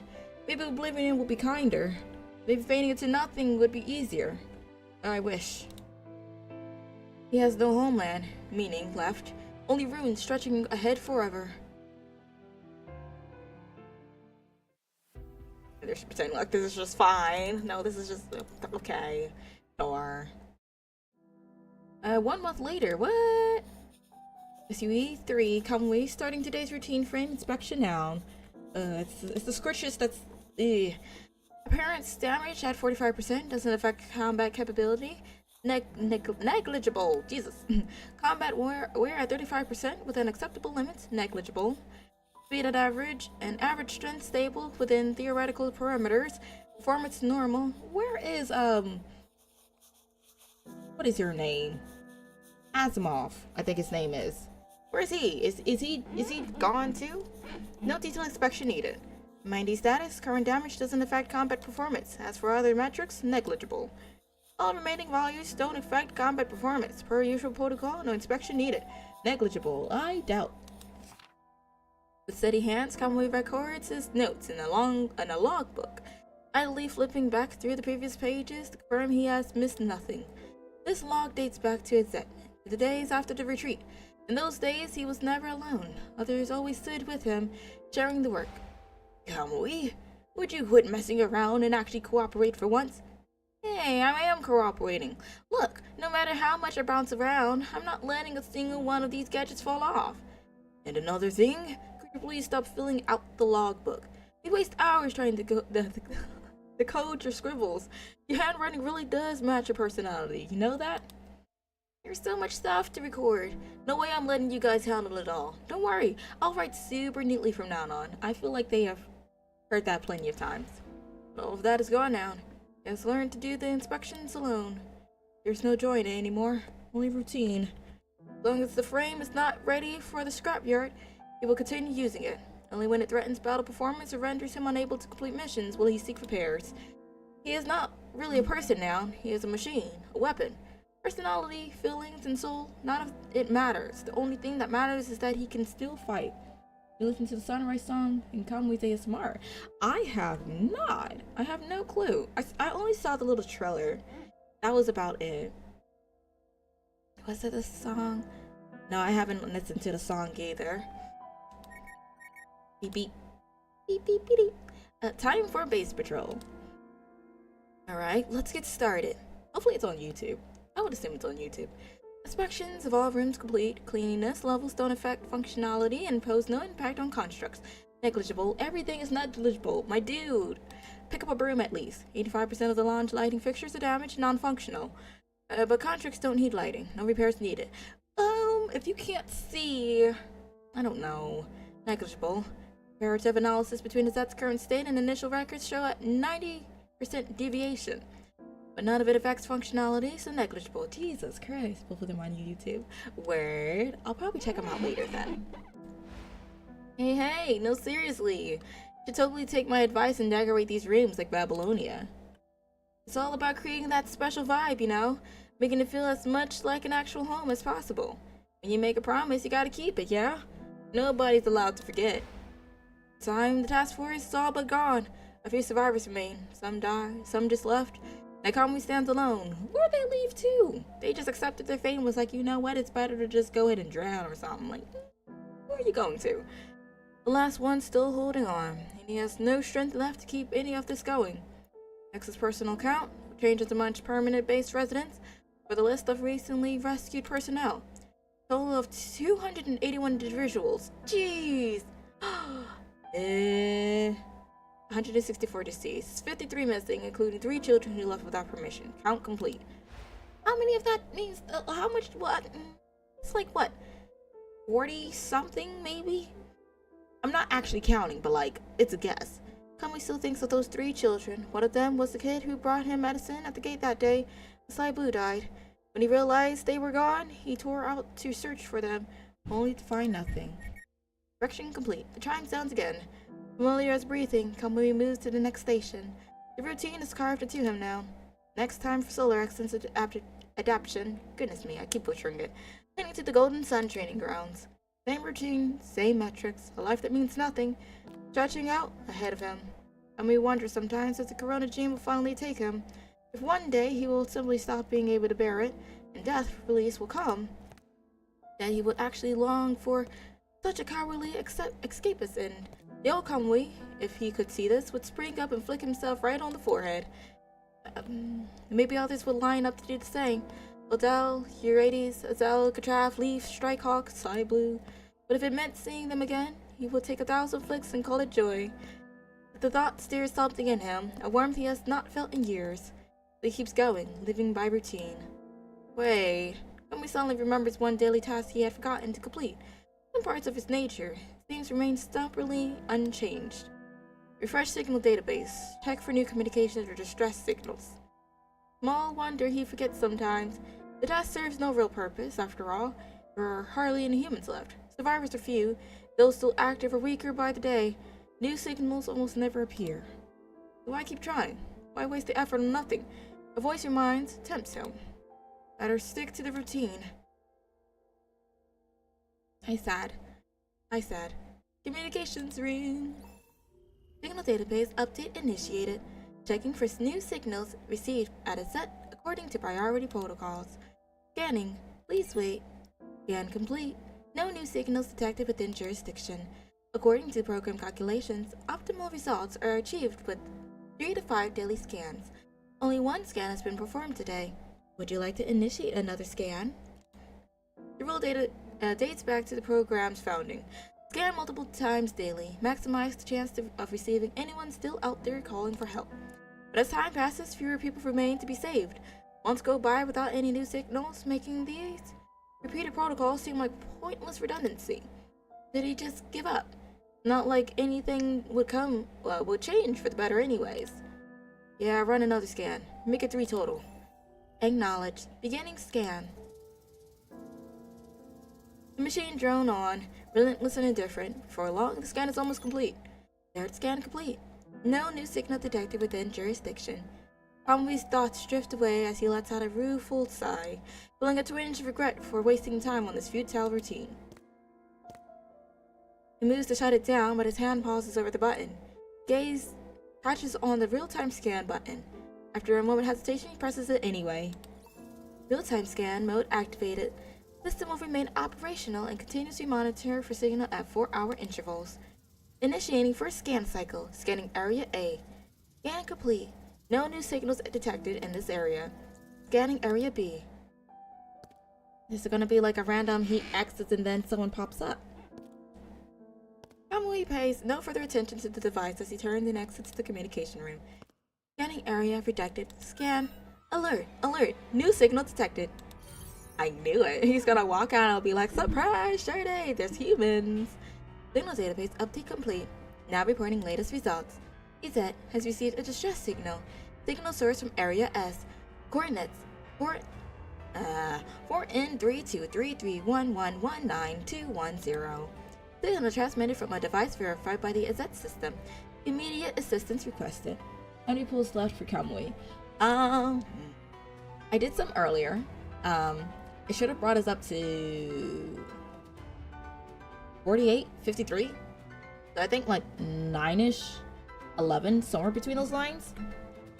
Unless they give us to it early, which is probably not going to happen, but still got a little bit of time left. I tried to go ahead and do a few other events, but the events take so long to complete, which is infuriating. But alas, if I log in on time, maybe I actually have something.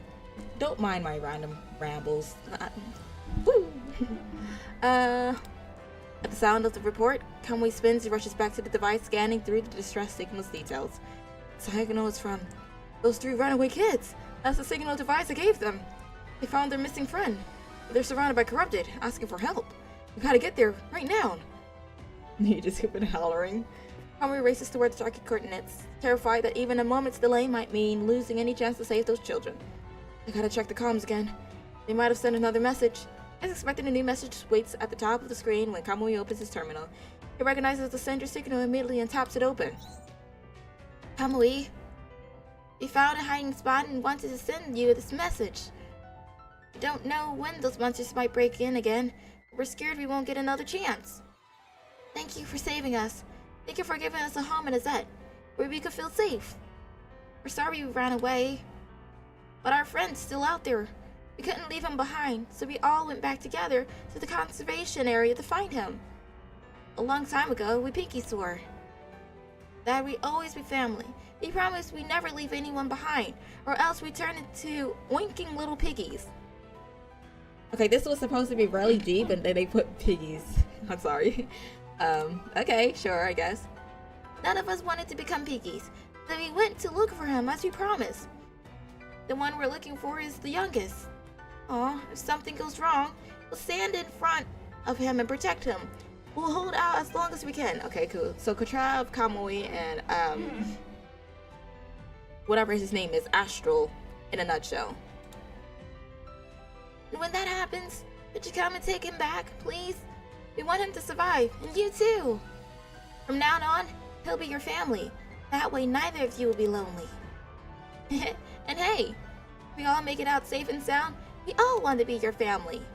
That's a promise, okay? You said you'll help make our wish come true, so we all have to keep our word. I don't know, put his turbos on. A tear scalding hot hits the chilled metal of a terminal. When did he start crying? Something he thought long dead rises up in him again. Body, so withered, so empty, remembers what it is to feel. My family. Yeah, my family. I'll go now. I'm going to find you. I'm going to bring you home. Prince towards his family with everything he's got. I don't know who's playing the piano, but like, they are nailing it. Get back! I won't let you hurt my family. Ooh! Face flushed, the frail child lets out a roar. Gathering every ounce of strength, he lunges forward. The corrupted barely lifts a hand, and one casual strike sends him hurtling backward, slamming onto the ground. Urgh. The mindless creature offers no mercy.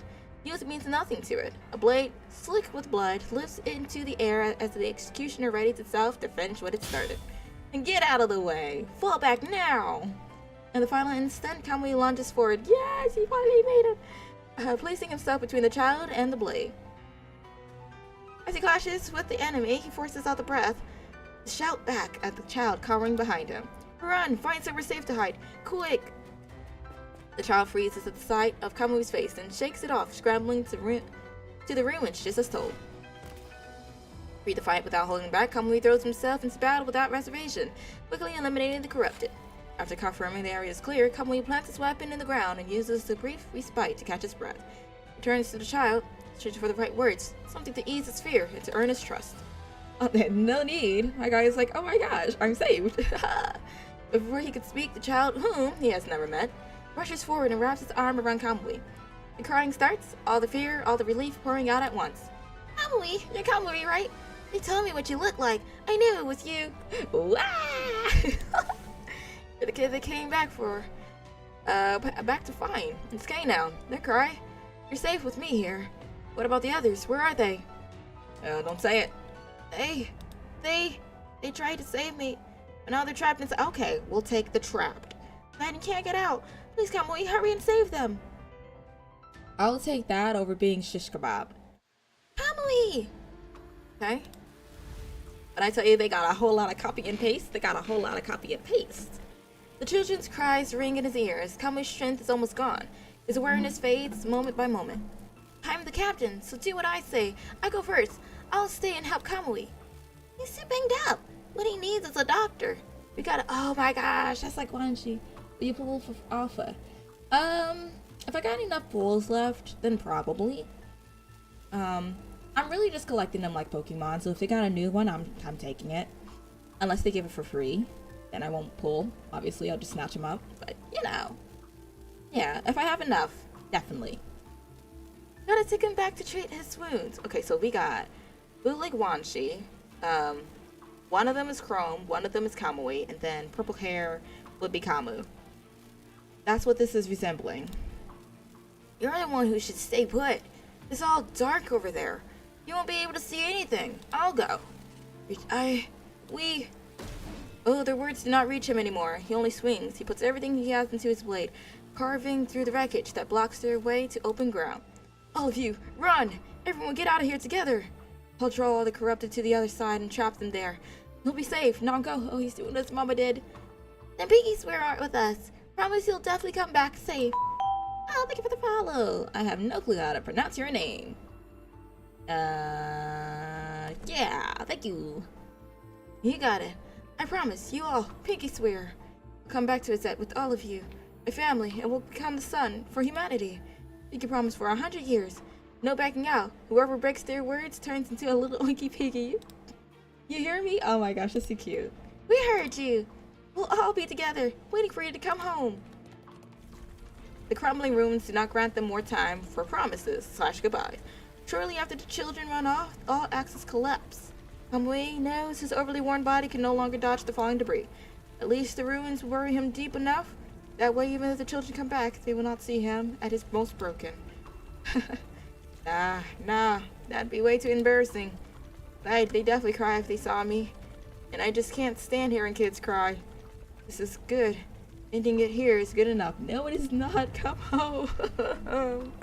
Dragging his heavily corrupted frame, he firmly pins down the last struggling corrupted as the massive stone overhead begins to loosen.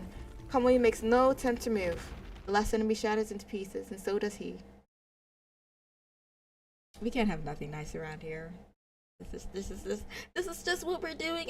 Okay, no, it's fine. No, it's fine. Cause, can anyone truly remember being born? Kamui does not know. As a child, he told Odal and Eurydice that he remembered the moment. Darkness first, then light, sudden, then blinding. He fought to open his eyes, and there they were, looking down at him. Odal laughed and tapped his head. A little dream, he said, from falling asleep with a book again. Eurydice pulled him into his lap. Instead, rubbing the spot where Odal had tapped, gently he explained that babies do not form memories at birth, theoretically.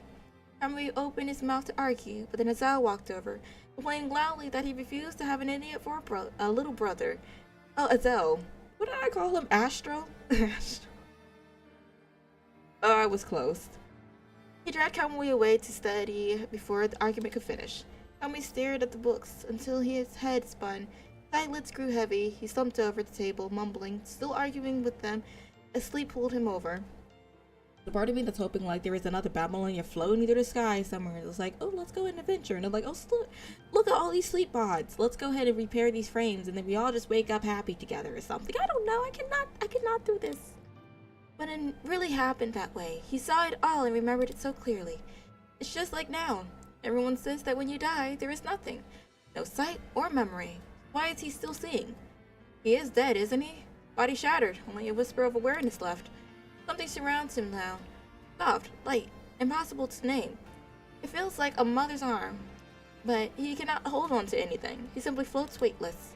After a long while, a beam of light gleams. The children has returned. Thank goodness they're all safe. Kamui can no longer wipe away their tears. He only silently pray. Don't cry for him. Don't feel sorry for him. Don't grieve over/mourn him. The children search for a very, very long time. At last, they gather all the pieces of his body and bring them back to Izzet. Talk about determination. Did they set him on fire? Just as he told them to, they lay his remains in the great energy furnace. They set him on fire! So any chance of him being repaired is non-existent now, I guess. Just as he told them, they lay his remains in the great energy furnace. The fire takes him. Finally, no more running. So tired, my body feels so heavy. I can stop now. I can finally go to the same place as you all. Sorry I'm late. You must have missed me. All the faces. Okay, hear me out. You got all these new different arts, and then you just got Chrome. You just got Chrome there with like his old art just chilling. He looks so out of place. Anyway, his wish at last comes true. Soon he will hold them again. His family, gone so long, finally they will be together, be united forever. Oh, it burns. Hurts so much. Is the fire burning my consciousness now? Pain is not so bad. Feels like I'm still alive. To be human is to feel joy, rage, grief, happiness. When the turning of life and death no longer stirs anything, the soul has already gone quiet. But now in dying, he finally feels what it was to live, and for that, he is truly grateful. My body is falling. Oh! He does not recognize this place. Some valley maybe, deep and dark at a cliff's foot. Falls like a bird that dared the crossing, only to have its wings broken by falling stone. It hurts. It's so cold. It's okay. They're all here. Beneath him are many other birds, kindred souls. They too had once spread their wings for the ideal of soaring across, only to have their wings broken earlier than his, perishing in this place. The flock of birds, who should no longer be able to speak, call out to him nonetheless. What kind of body frame is this? Is this Katrav? It's alright. Coming back to us is the perfect ending. I think we're all here. This is the most beautiful home. Best ending ever. We are kindred. We are family. Nothing else matters. Come back. Fall down and die together with us. Break your wings with us. Stay in the darkness. Don't fly out anymore. You already have us. Sink gently now into these familiar arms and rest. Let our quiet lullaby cradle you. Soft as breath, warm as embers, drift without a care, like a child in peace, eternal slumber. Let the fire rise and wind us in its fierce embrace. It's the fact that they have wine and wind. Ugh, I hate that. Anyway, let us turn to ash together, and in that stillness, we become one. Never to part again. I want to be with you all. Hello, Zalgo. Welcome, welcome. How you doing? Yeah, that's right. Let yourself go. Choose our home. Become one with us. You're finally home, Kamui. Home. I need to see his face. Is this Katrav or is this... I forgot his name again. Redhead. I'm so tired. I want to go home. But home? Where is home? What is home? Why is home? It is that's past. Is it Babylonia's present? Anime series Date A Live will be collab with this game. Huh. I never was much into Date A Live, but, you know. I'll take the collab. Hopefully they are very much OP. I would hate to have like a mediocre character. Or is it the children/future he saved? Home is everything I have to protect. I'm trying to see, like, the haircut is giving Katrav, but I can't tell. But your home is already gone. Nothing but ruins now. You want to go home and stay here in the ruins with your family, with us. Is that so? Why? Even as he stands in the abyss, does he not feel the faintest trace of that familiar warmth? Okay, yep. Caress him, I guess. The wooded birds open his eyes and turns his gaze toward the direction he had so desperately sought. The cliff's edge looms impossibly far above, a height he may never reach in this lifetime. Suddenly something stings his eyes. It's the blazing sun, ringed and flamed, yet not enough to rouse him fully. High above, a bird wheels and hovers, wings beating against the sky. And I'm guessing the characters is going to be coming to this game. There's a girl with a clock in her eye. The eye patch one? With the red dress? Wait, does she have an eye patch? Probably, since she's the most popular. I feel like they always add the more popular characters into their collabs and just like any old character. Wait, is that right? Am I thinking of the right character? I might not be thinking of the right character. I feel like I'm thinking of the right character. I was never really into the anime, so I might be talking a whole lot of nothing. Looks down at him, longing to draw near, but he could not. A futile rescue would only pull itself into danger and offer him no true escape from the darkened valley. So the bird lingers beside the red sun, watching. So wait, he actually becomes the dying sun. But the thing that everybody likes the harem anime. Yeah, I honestly want to say the only harems, well, yeah, I guess you could kind of call it harem anime I ever watched was K-Project. It was more or less a reverse harem. But that one was more or less, it didn't focus on like romance. It was a whole lot of action packed. And honestly, I would say it's a good watch. I think that's probably the only harem that I really was like head over heels for. Do you remember the promise you made? What you wish for? What you long for? Is this me talking? What is it that you want to protect? What is the meaning that you're searching for? What I want to protect? The meaning, please let this be an illusion. I want everyone to come back to life. I can't right now. They have me attached too much to these characters to just toss them off to the sidelines. The flock of birds below him surges and presses together as one. Though their bodies are bound and enslaved by the abyss, mere puppets meant to drag him down into the depths. Their souls are broken free of their cages. They transform each one into a pair of hands, reaching up to lift him. They're like, you are not dying today. They are all wings. Those already broken, those still intact. those not yet fully grown, and those ready to give their last, all pressed against his back, urging him to soar upward into the sky. Wings of the past, wings of the present, wings of the future. They buoy him, question mark? They call to him. Fly now, they whisper. Let us go together to see the sun of your dreams. Yeah, the official YouTube channel of PGR released an ASMR video for Kamui. I've heard. I'm planning on checking it out. Honestly, I never would have expected them to do like the ASMRs. Like, I feel like 2016 was maybe like the max that you find in a drama CDs or ASMRs for the characters and stuff like that. So it's nice to see they decided to go ahead and toss a little bit in there. Very refreshing. Kamui, stop slacking off. Get up. Didn't you say you wanted to be the bravest warrior of Zed someday? Kamui. Okay, if you're tired, lean on us. We're here. And I know you still have it in you to rise again. When you're ready. Kamui, where's that hotshot who's always first in line? Get back to your spot. Move. Gods of Victory, Nikki also had some ASMR audios. I've never played that game before. I'm not gonna lie, I had never heard of that game before. Kamui, thank goodness you're here. When you're around, we always know everything's gonna be okay. Kamui, see, with you in the squad, we're definitely the strongest out there. Listen to me, Kamui. No matter what happens, every member of Strike Hawk stands with you. Don't ever forget that. Kamui, that you? That's good. Keep watch for me. Alright, gonna crash now. I know you've got this. Watch. I seen they decided, this is a minute ago, to do the little post for Wanshi. I forgot what it was, but, he looks so pretty.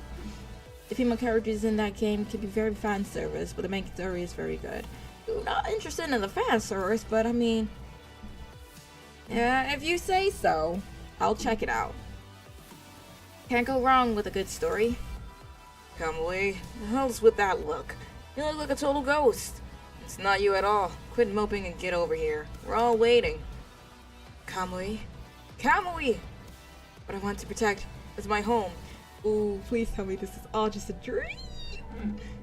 The dreams we share, the future we believe in, the path humanity has walked, this land we cherish and love.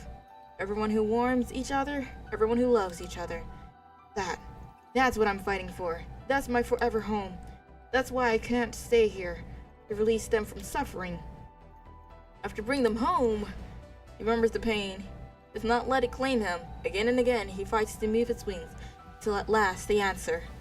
Hands lift him, voices guide him. With everything he has, he rises. The bird that has fallen countless times spread its wings again. Broken wings grow new bone. Blood stain dries and flakes away. Cliffs once unreachable will finally be crossed. For you are in an undying wing. I'm sorry. When I say undying wing, I'm just thinking like a chicken wing. you just see a drumstick. Just, I will never admit defeat. I'm so not funny. Anyway, an ever-burning torch marching against the wind. You should raise your proudest wings and soar towards the blazing sun. You have always been the sun that shines the brightest. He's finally done it. Is this Commandant? I'm like, who was this shrouded in mysteriousness? They're all calling out to him. All of them. Wake up, Kamui. Wake up now. Do it. Do it for the fam. Literally, do it for the fam. Ooh, cutscene. Alright, everyone settle down. Okay, this is Seance.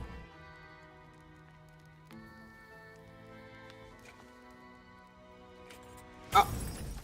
Okay, are we just setting ourselves on fire? Or... Okay. Focus. Kamui. You heard her. Yes. Get up. Okay. I like this. I like this. You heard him. My guy is just running through battle, just like, shucks. Death? Never heard of it. We're going to become sunspots anyway. Take our energy. With the power of friendship?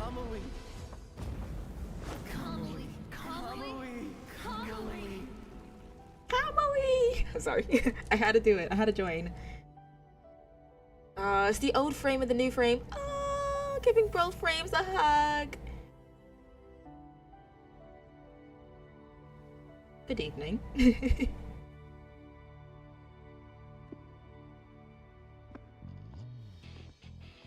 You know it's deep when the guitar hits. Manchi pulls out. Kamu is. Kamu's just like, yep. Shall become the blazing sun themselves. Yes. Okay, this was worth it for all that reading. My guy just got a upgrade. Okay.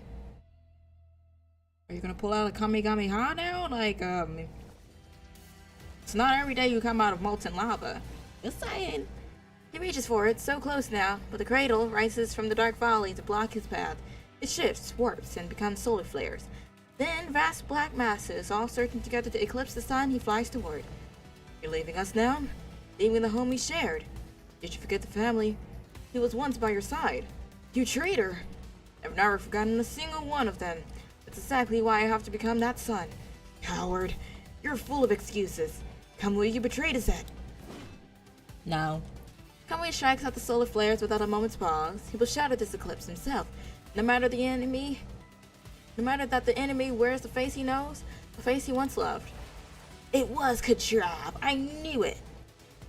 Face your execution, traitor. Us the players, they never show our face, but always our hand. Right? It's just like, high five. I guess you can go ahead and like self-insert yourself if you want to. What they did for the Katrav, that is so wrong. My guy is all sorts of beat up. Plus, come on with the staples. The one who betrayed Azet? The one who hurt our family? It's you! Why are we pointing fingers? Azet, oh snap! Never mind. I thought he was about to blame Katrav. He said, no, we're gonna settle down. Shabba down. Azel. Thud, ooh. Muffled thud erupts. The distance between them is too close. Far. Katrav has no time to react. In this image scenario, Kamui isn't supposed to know the truth. Ooh. Hey?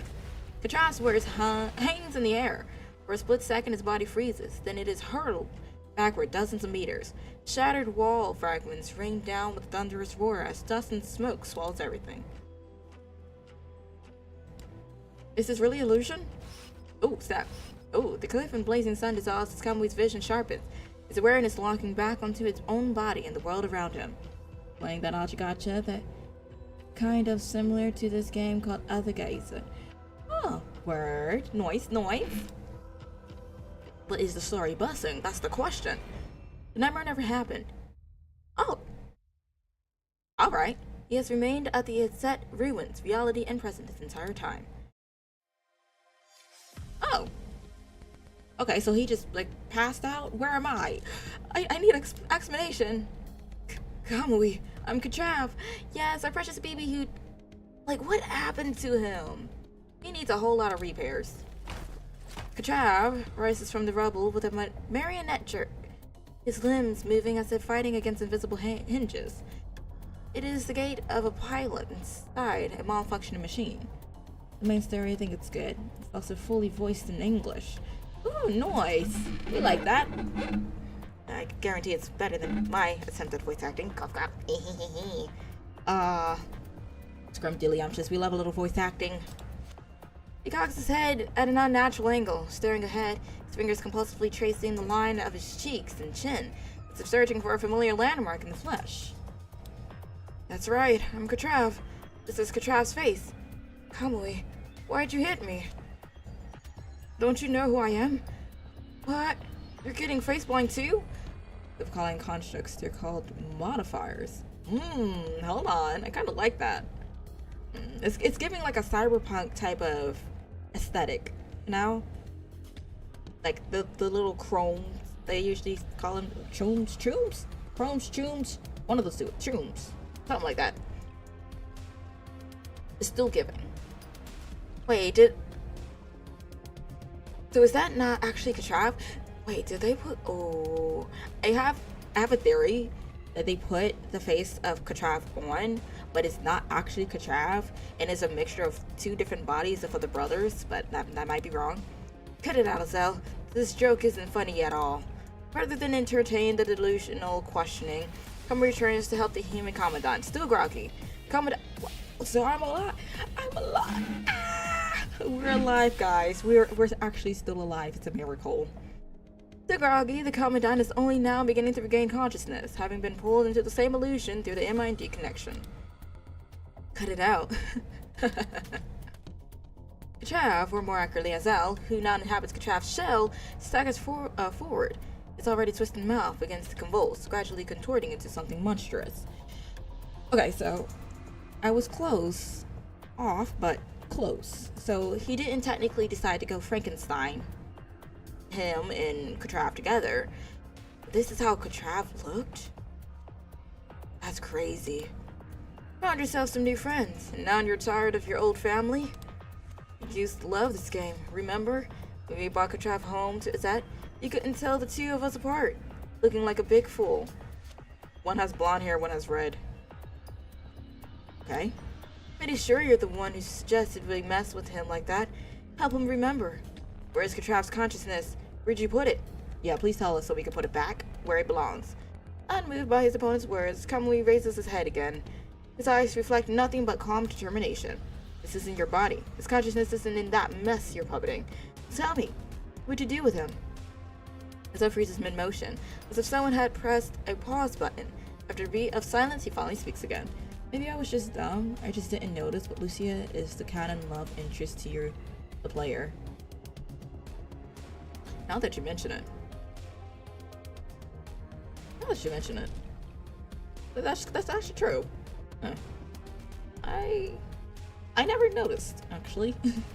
I'm just kind of like, oh, we're just a character that's just raising up all the characters, you know, all the girlies. You know, be like baby girl, but I don't mean it. I mean, who knows? Maybe we get to go together later in the story. That's probably not going to happen because one is human and one is a construct. But I mean, hey, it's a possibility. And did you figure it out? When you tried to pass off the punishing powers of solar essence, tricked me into absorbing it, hoping to suppress my MID and devour it. Oh snap! That's how that happened. This is literally an event where you actually get married with her. I should probably start playing the events, huh? Whips! That's when I knew for sure. Kamui speaks softly. I'm over here like, oh my gosh, I'm gonna cry in a corner. He's like, time to be Dr. Watson. I said Dr. Watson. He's Dr. Watson, I guess. Detective Watson here. Kamui speaks softly, his tone eerily calm, as if the event he describes bears no connection to him, nor to the figure standing right there, the one he occupies so much of his past. Even when I couldn't see anything, when it was just darkness, that malice in your action told me everything I needed to know. Malice? Malice. The ear around Azel thickens as Kamui speaks, irritation flickering visibly across his face. What is the source? Is it Kamui's suspicion, or is it that the human besides him, the one who doesn't belong to Izet? I don't know if this game lets you play old events or not. Oh. I mean, I'm pretty sure we can always adventure around. There's plenty of stuff that I haven't touched that I'm trying to get to, so one of these days I'm bound to run across it if they do let me. Also, that would be so interesting. I would love to see Lucia in a little wedding dress. That would be so cute. Look at you. Emily really did a number on you, huh? Taught you to doubt, to look at your own family sideways. You're in someone else's body, but you speak like this. Like, I really hope that we could get Katrav back, send him back to Babylonia, and repair his frame so he looks decent. Like, he looks decent, he looks fine, but like, all his frame is nowhere near protected. Like, you got cords hanging out, a random nail, this through his neck. Like, everything, this here, his chest cavities is just open, singing songs and hymns.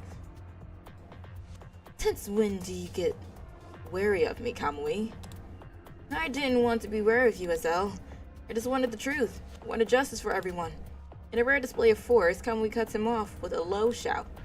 Back in Babylonia, during the test, they kept telling me my MID issues were leftovers from the past experiments. Then Asimov noticed something weird.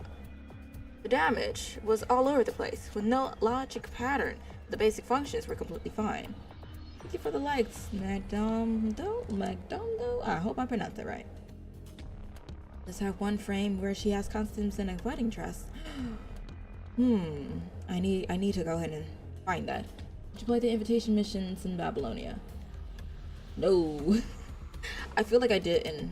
If I did, I had to have touched like a partial of it and then never got back to it. I know there was one side mission that I started, but I don't think I did the invitation missions. I feel like I would have remembered a little something. So I started thinking, what if it's not damaged? What if something's just missing? A hollow crater. You can plant all the seeds you want, water it every day, but nothing's gonna ever grow. Kamui's head lift, a flash of anger blazing in his eyes. And do you want to know what I'm wary of? The shadows, the ones still hanging around Izette, the ones that once hurt us. When we picked up that signal from Izette, I thought maybe one of you was still out there. And if that's true, I have to find you. I have to help you. But you, what have you done? Kamui exhaled slowly, his eyes fluttering shut for a moment before they opened once more. I love putting words, apparently, before the others. You took Katrap's body. You used it. And then you used that letter Mom and Dad left behind like it was nothing. And of course, Kamui, you must know that our expectations for you go so much further than this. You carry more than just your own destiny now. The future of Izette is on your shoulders. You and Azel must become that son. Both of you. There's no other way forward. There's no other way. Otherwise, everything we sacrifice will all be meaningless. You won't let us down, will you, Kamui? You promise you'll always be our pride and joy. We've signed agreements to voluntarily donate our bodies for research. If something happens to us, the world government will use the data to advance construct tech. The essence you've left with the letter is what we fought to secure for you. Our gene enhancement wasn't fully mature, so we couldn't extract much, but we hope it will still be somewhat helpful for you. If you need it, go ahead and observe it. Consider it our way to staying by your side. Oh, that's when he decided to slide in and was actually the corrupted stuff. They would never say something like that. Neither Mom nor Dad would ever push the will onto us. That was never them. Still so childish. Still stupidly naive. You think you knew them so well. You think you understood anything about people. He tried. Azel's body sways. Make me sway. Even though he knows arguing is pointless in their current situation. He can't resist the urge to contradict Kamui. It's just like the past, just like all siblings. Beneath the laughter and joy, there have always been contradictions and arguments between them. Just because you don't want to believe they'd do something doesn't mean they wouldn't. If they actually cared, why would they leave us behind? Frame name, Lucia Pyros. I don't think I got that one. That's not the starter frame, is it? Lucia got so many frames. She's like the golden child amongst everyone. They were always this cold. Hello again. I still have no clue what you're saying, though, but hi. That's like her latest new one. Oh. No, I don't have that one. That means I don't think I do. They were not. I remember, Mom and Dad. Their bodies were cryopreserved. They didn't even make it to the later stages of Project Barleycorn. Until the very end. They were still human, flesh and blood, not constructs. Hence the reason why you see them torn apart, but I mean, I digress. The Punisher virus won't turn humans into corrupted, so somebody must have done something to their bodies. No. Azel's breath comes in heavy, visible gasps. He shakes his head over and over. Oh, wait. Was Azel the one who... Suspicious. He shakes his head over and over, a frantic refusal of it all. As if his denial alone might bend reality. No, that's not... It can't be right. You. I blame you, Azel. Azel lunges forward, his image sharpening and Kamui suddenly constricting pupils. Ooh, jump scare. Liv has more frames than others. 5 frames. Yeah. But yet, Lee still holds his singular frame. I feel like they don't love him. All the sisters got frames, but not the brothers. Justice for Lee. Maybe. Kamui blocks Azel's attack. The weapon's locking. It's so weird to say Azel and it's in Contrav's body, like it's not giving. The weapon's locking, Azel doesn't relent or shift strategy. He simply leans in, driving his full weight against Kamui's guard. In this stalemate, they are drawn chest to chest, their mutual fury and rage spiraling between them like a tempest, and I'm just third wheeling, I guess. How do you even remember that? Your MIND isn't even complete. Quit lying through your teeth, Kamui. Just because you lied to us, you figured I'd do the same thing. With a low ground, Kamui lifts one knee and thrusts it forward, the force of the blow sending Azel staggering back. For Trav and me, we knew it all along. After what happened with Solar Exodus, you had been secretly contacting Marlis. But we chose to trust you. We believed you were doing it for Azet. So we waited, kept waiting for you to tell us the truth. How do you like the combat in this game? Very basic. Not bad. I like the newer frames because you could do a lot more combos. But honestly speaking, I would say it's very basic. Maybe if I learn a couple more extra combos and stuff, it becomes very likable, but for the most part, it's just like a decent 6 out of 10. It's not bad, it's not horrible, but it's not the greatest either. Even now, Kamui grits his teeth and hoists his blade high. The real battle isn't in powering his strike, but in containing emotions too painful to bear. Even after I met Marlis in the comms room, I still wanted to believe you. Ooh, the blade ooh, man. Okay, the blade arcs down as Azel scrambles up. Desperately trying to shield himself, the effort is futile. He is hurled backwards dozens of meters once more. Wow, my guy got yoinked. So much for taking someone else's body. Kamui, gasping, props himself against his sword. Can't tell which took more out of him, the force of the strike or the soul-bearing roar that fueled it. I know Marlis has always had her eye on the Golden Suns. What is that? Plenty of reasons for her to pull strings. But I know you too, Azel, and I can't just ignore what's right in front of me. I can't betray the ones who already gave everything for this family. In that test of hers, I caught traces that led back to you. And as much as I wish it wasn't true, you're the only one it could be. Azel lies in the cloud of dust, but this time it makes no effort to move. Instead, a quiet laugh escapes him. There were plenty of YouTube channels that covered the main story of this game. Explain it. You were confused about certain things. I feel like the only reason why I'm confused is because I'm kind of like hopping around the place. And then I didn't do the side stories slash interludes slash backstory slash hidden stories. So it's just like, huh? What? Who? Where? For the most part, it honestly, it's kind of making sense for the most part, I would say. It's just plot twists. A lot of plot twists be getting me. I definitely have to say that. The sound builds, rising in volumes until it is suddenly choked off by a violent fit of coughing. It might be that dusty ground you're sleeping on right now, but you know, I might be wrong. Yeah, you do know me, Kamui. Of course you do. We're family, inseparable, loving family. And that's why I knew that you'd follow every breadcrumb I left, every path I paved, right back home, right back to us. I knew you'd still observe the essence, even if you noticed the punishing virus mixed in. Because what if there was a chance they're still alive in there? I knew you'd still come running, even if you didn't trust Marlis. You butchered your entire family for this, by the way. Thought I mentioned that, sir. One day I hope I get a chance to meet one of the English voice actors for this game. Ooh, that would be a dream come true. Yes! I feel like if they have a, what is it? A con of sorts? Like, you know, the anime cons and stuff? I feel like it's more of a chance to meet them somewhere, or like a game con. Like a Comic-Con? No, because it's not a... One of the Comic-Cons or like one of the anime cons, I feel like you would have more of a chance. Hopefully. Maybe. I need to stalk the conventions to see which ones they possibly have. That'll be great. Game is going to Anime Expo. Oh, well, there's one of the conventions. But dupes. I need to go. I need to go. I wonder which character I'll dress up as. Let me see how long before it goes, and then I'll decide. I need an easy outfit. Guess that's the kind of idiot you are. Emotional, stubborn, won't stop till you run face first into a wall and come out on the other side bleeding.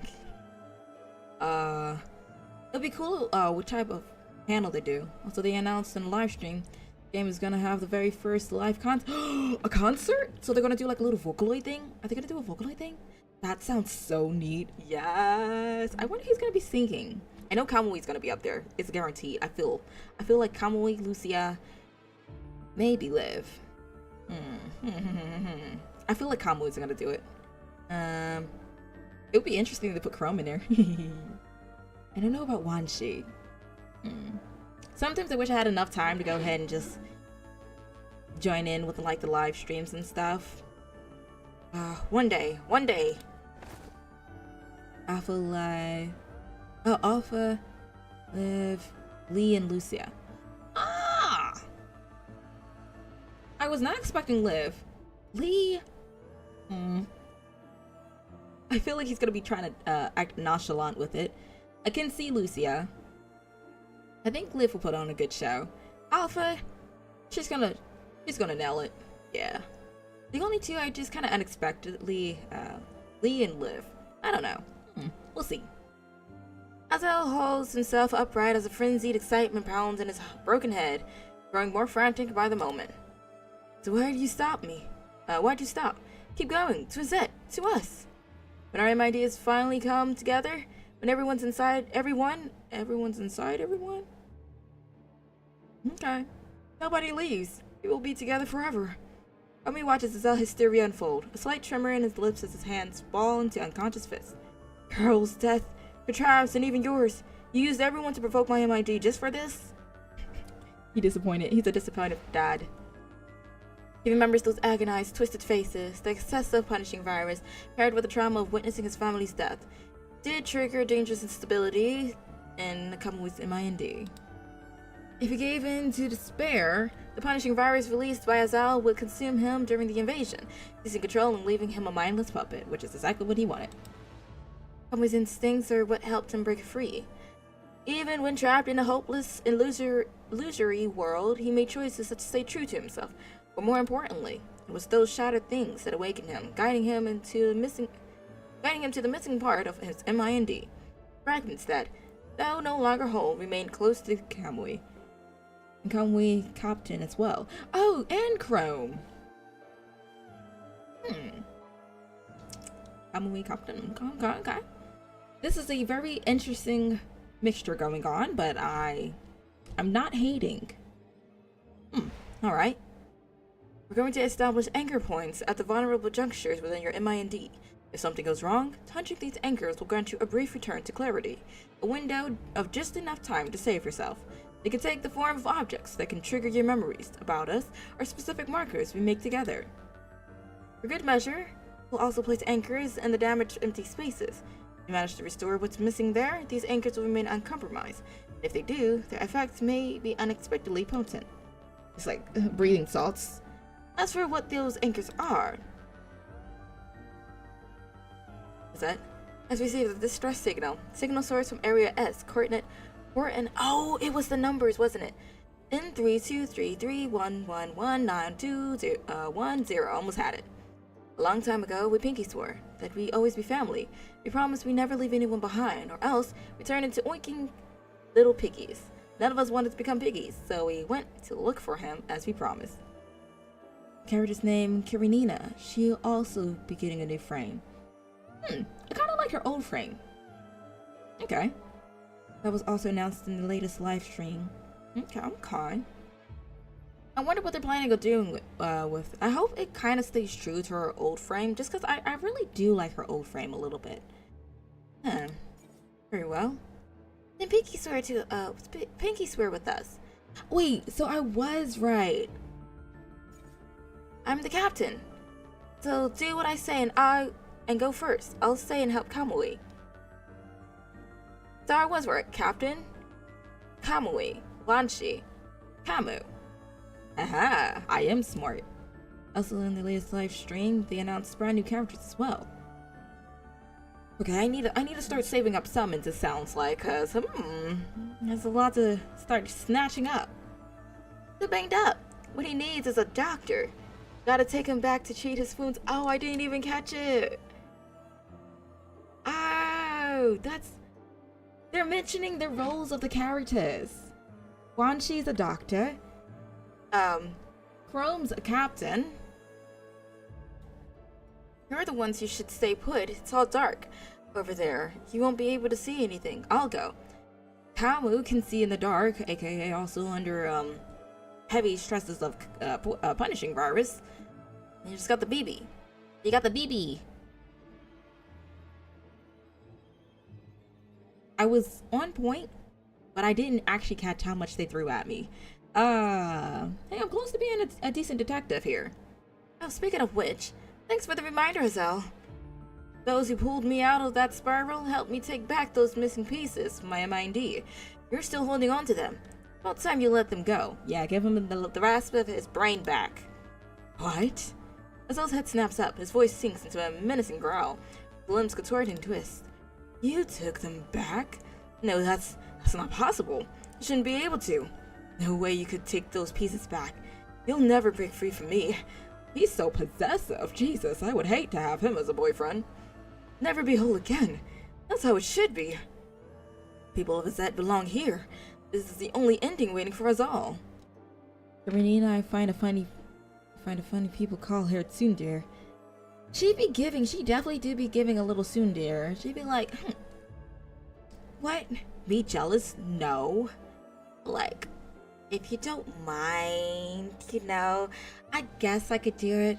But it's not for you. It's just like, ma'am, pick a side. Pick a side, please.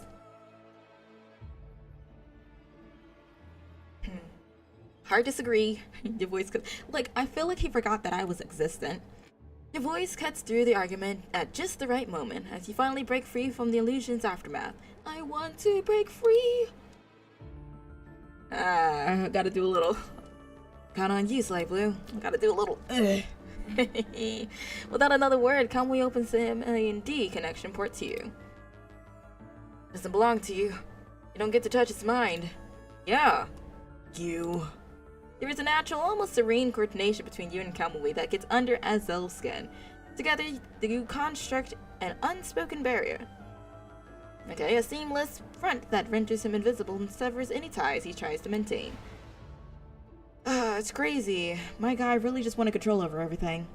But he was the one who should be standing with Kamui and Katrav, as he always had, on the battlefield and off. That's how it should be. Kamui, how dare you? How dare you? How dare you let the other people, them, replace our place?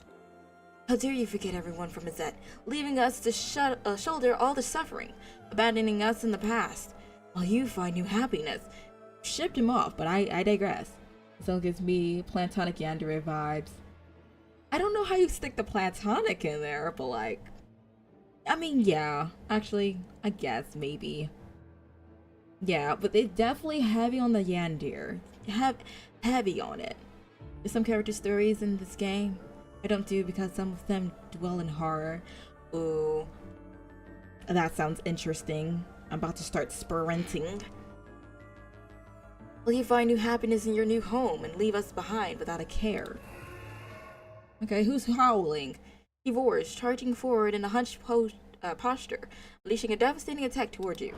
Kamui is not letting that happen again. Kamui rushes to intercept, meeting Azel mid-charge to ensure their battle zone doesn't advance any closer to you. Platonic entry for his family. Yeah. When you say platonic, I thought about it, I was like, oh yeah, because it's like, usually when you say yandere, it's like, oh, senpai, but it's just like, oh wait, so because it's brother, it's like brotherly love in a sense, but like, the love isn't there. He just wants to snatch up his brother and like confine him. It's this not giving. It's like, I see what you're saying. He needs to stop. We need a lawyer or something. We need justice. Kamui rushes to intercept, meeting Azel mid-charge to ensure the battle zone doesn't advance any closer to you. Boom! The massive impact reverberates through the center of the training ground, causing an already broken space to shatter once more. Betrayal? Execution? He picks up the unresolved debate from that illusory mind tug-of-war, rehashing the argument they never settled.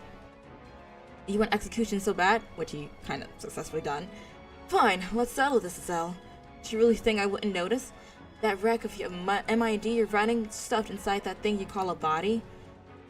It is an utterly bizarre body, radiating a fundamental wrongness, imbalanced and torn apart. It seems both whole and incomplete. Exactly, that's what I'm saying. Oh, and yet Kamui recognizes the people to whom each part once belonged. I said it. He Frankensteined them together.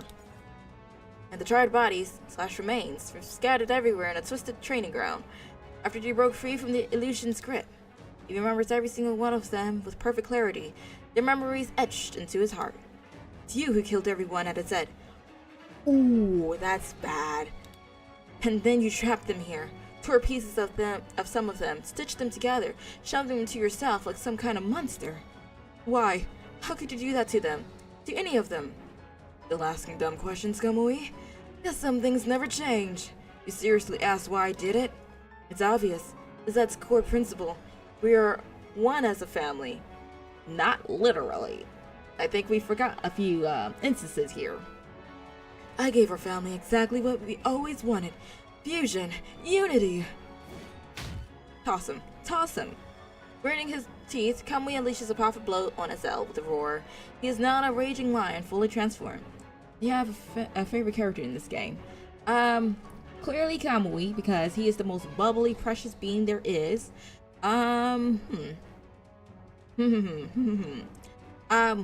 What is her name? Man, she's the one with the bird. That talking bird. After I played her event, I was like, yup. That's it. I'll have to say she's probably the second one. One day you get a chance to meet his voice actor. Ooh, I hope so too. Fingers crossed. I'm rubbing my hands like an evil villain. Ooh, that would be so great. I'll probably just pass out like a fangirl, just hit the ground, and then get back up and pass out again, but ooh, that would be great. Ah! You turned your blade on your own family. You call that unity? Even hear yourself? Does that word not make you sick coming out of your own mouth? You don't get to judge me. I beg to differ. You're just a failure, a coward. I beg to differ +2. You're all gonna die anyway. Running out of essence, burning themselves out for a son. It's never gonna rise. Meaningless sacrifices for nothing. Why not end it sooner? Why not make it mean something? At least this way, we're together forever. Oh boy, okay, sure. You know how it feels, don't you? This ruined world stole everything from us. Every hope, so let me steal some more, I guess. Every path, there's nowhere to go. So why the hell should I love it? Like some idiot, like you. Should I not hate it? This is the answer. The only answer this cruel world left for us. One answer. No. No! But alright. The players are waiting for the main story of this game to get fully voiced soon. Ooh, that will be lovely. I honestly hope for the same. The potential is definitely there. I was expecting this event honestly to be voiced fully as well, but you know, they added here and there. It's nice. But fully voiced, that'll be neat. There's just no answer to this. Total dead end. The war had left Izette in a somber, oppressive mood. The archive room, which had always been sparsely visited, not utterly deserted. The only sound that proved the place wasn't completely empty was the intermittent tapping of keys. The screen's pale light played across Azel's face, carving its worried brow into sharp shadow. I mean, the main story of this game is like reading a light novel. That is a good way to describe it, yeah. The story is mad long, it definitely is. But I mean, the little tidbits of fighting and the cutscenes are definitely kind of worthwhile. I hope they add a few more cutscenes, that'll be really cool. But yep, definitely, oh my gosh, twinsies! Definitely a light novel. With just like some interactive points. Oop. A soft noise from the door made him jolt. He killed the display and spun around. What you hiding over there? Who's there? Ooh, King Boo, should I say. Kamui. Recognizing the visitor, Azel let his guard down. Casually tapped the key to wake the screen, revealing the standby interface. And Kadrav. Azel, we came. What are you guys doing here? Didn't you be at the dorm? Looking for you, man. Nobody else in the dorm wants to go out and do anything. And lots of people in recovery. Scott's words stirred something in all three of them, bringing a moment of collective silence. Yeah, more and more are turning into sunspots. If the corona genes go haywire, only the three of us made it past the seed stage. Guess we're the only ones with any energy left. But even we can't push any farther. You got any ideas, Azel? So that's why you came looking for me. With a sigh, Azel shook his head. He hooked 2 chairs with his foot and gestured for them to sit down. Like if the research lab couldn't figure it out, what makes you think I can? You got brains? You both already know the deal. Sunspots can't be cured. No magic fix. The option are either forcibly separate the corona genes from the punishing virus, which is not going to happen, or just hang on and wait for the inevitable. The one possible solution, the doctor made it crystal clear last time. A real golden sun. Exactly. We need new data to create new possibilities. The only thing that can shake up the dead end, that is Project Barleycorn. I remember the Japanese players. He was crying during the main story of that female character you were talking about earlier. Oh, yeah, with the bird. I feel like, honestly, the story was definitely sad. I loved her voice, though. But it was definitely sad. It was like, oh, shucks. We can't have nothing around. And then at the end, as we all just chilled, and then I think she leaned on my shoulder or something like that, like, ah, ah. That was lovely. That was lovely. But yeah. No change, no breakthrough, dead end. Dun dun dun. Kamui sat, deeply absorbed in thought as he processed all the information available to him. I was about to say in him. What if we just get more people into the seed phase? It's gotta up our chances, right? You think the world government hasn't thought of that? They halted the relocation ops because they saw hope in the three of us. That's why they pulled the remaining Gazette members back here for more conversion training. You already know how that turned out. Nobody could figure out how we broke through. Now look, more people in the recovery ward than ever. Here's the thing. Don't you think it's weird? We only made it to the next stage because we observed the essence extracted from other members. So aren't they, like, doing that more? Other members could probably pull it off too. Kamui's question gave Azel pause. He glanced at the standby screen before shifting uncomfortably in his seat. Maybe the essence requirement is just too massive. They can't sustain it. The real problem is that we can't produce the essence of the quality you need for a golden sun. All we can do is stack quantities and hope for a qualitative change. They don't trust us enough to go all in. Shame. I don't know if you met this character yet in the game. His name is Noctis. Okay, so his name has been thrown around here and there, but I haven't exactly, I would say, met him. It's just been like every now and again when, let me see here. Noctis was there with Vera.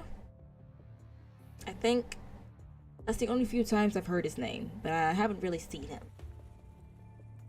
And we give them reason to trust us. We prove our worth, show them we're a solid investment.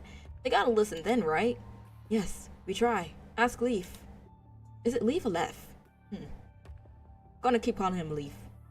He does have a character story. I feel like I'm going to save all the character stories for just one shebang, and we're just gonna go straight ham on the character stories. I think that'll do it way better than trying to go back and forth. It's not that simple. I've told you before. We don't trust the world government. To them, we're just guinea pigs. I was about to say pins. Tools to grab power and wealth. But even they're not that stupid. At a critical moment like this, they wouldn't mess with our military supplies. They wouldn't short us on resources, research resources, or combat supplies. Azel's lips moved, but no words followed. Only after a long pause did he finally speak, as if weighing each word with care. They must have had other concerns, and the real reason is right here. Azel typed in a password and brought the display back to life. The display now showed a real-time link to the terminal database, populated with rows of files. Each file was stamped in the corner with the world government's official verification seal. This is our training data? Hey, these look different from the ones we usually see. What's this extra data at the end? Test of the corona gene and brain activity levels. It's also our real defect. Defect? We have defects? What do you mean? Seriously, I need an explanation. Azel opened one of the files, revealing a subject they all knew, a member who had recently turned into a sunspot. Is the sun eternal, Kamui? No, it's not.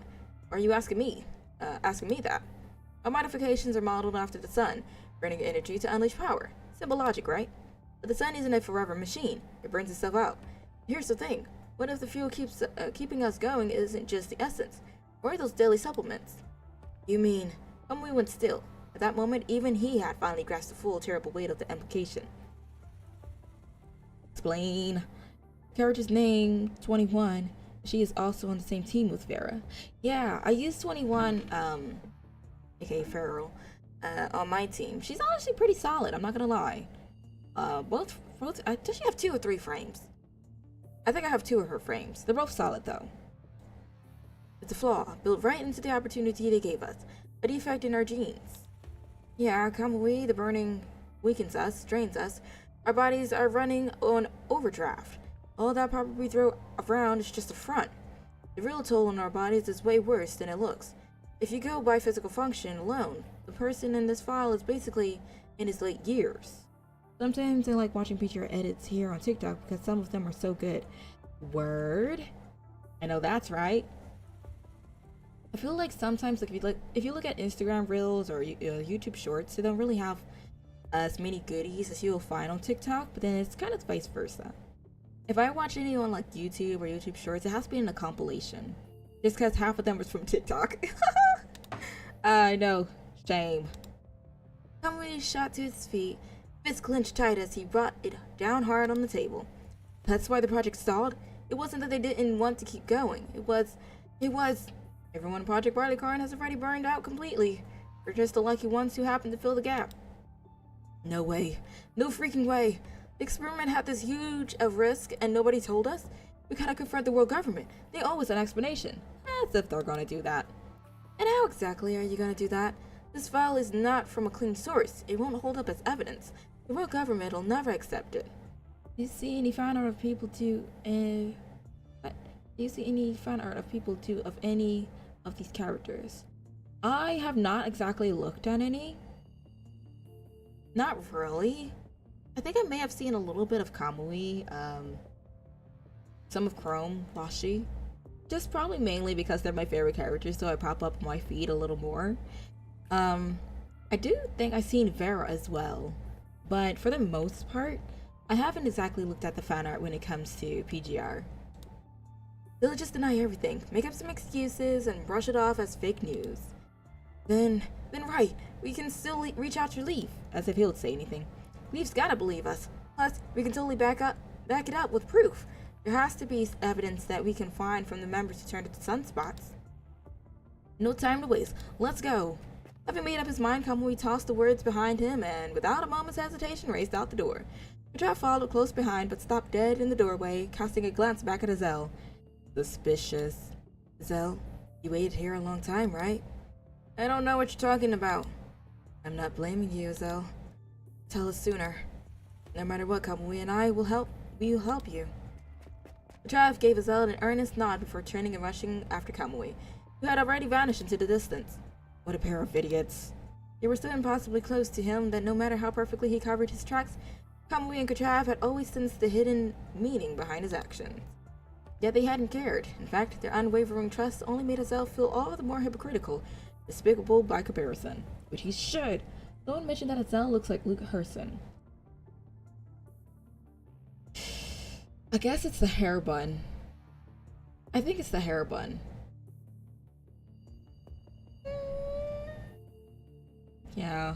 If you bleach his hair blonde, the hair bun, his hair is just a little bit longer than Luke's, but I mean, definitely don't act like it, I say that. I think some Chinese players do not like people self-inserting themselves in this game. I mean, reasonable. That's reasonable. A lot of self-inserts are kind of like, respectfully, and this is just my opinion, kind of mediocre. They're mid half the time, so, you know. That's the thing. The hair bun and pose. I figured, because Luke always has that thinking pose. It's just like, let me go ahead and, do I want waffles today? Maybe. Like, he's always got that pose. I figured. I'll explain everything, Trav. Once this is all over, I'll tell both you and Kamui everything. Not.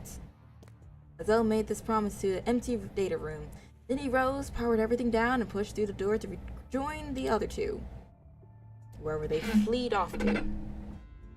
It's the beds. Oh, recovery reward. Oh, it's medical. What the heck are you doing? This is the code you put to get more black cards. Ooh, okay. I could use some more. Thank yous. Much appreciated, oh great one. Kamui tore the sack from the nurse's grasp. She could only stare back at him in utter shock. Kamui, we can't afford to start anything right now.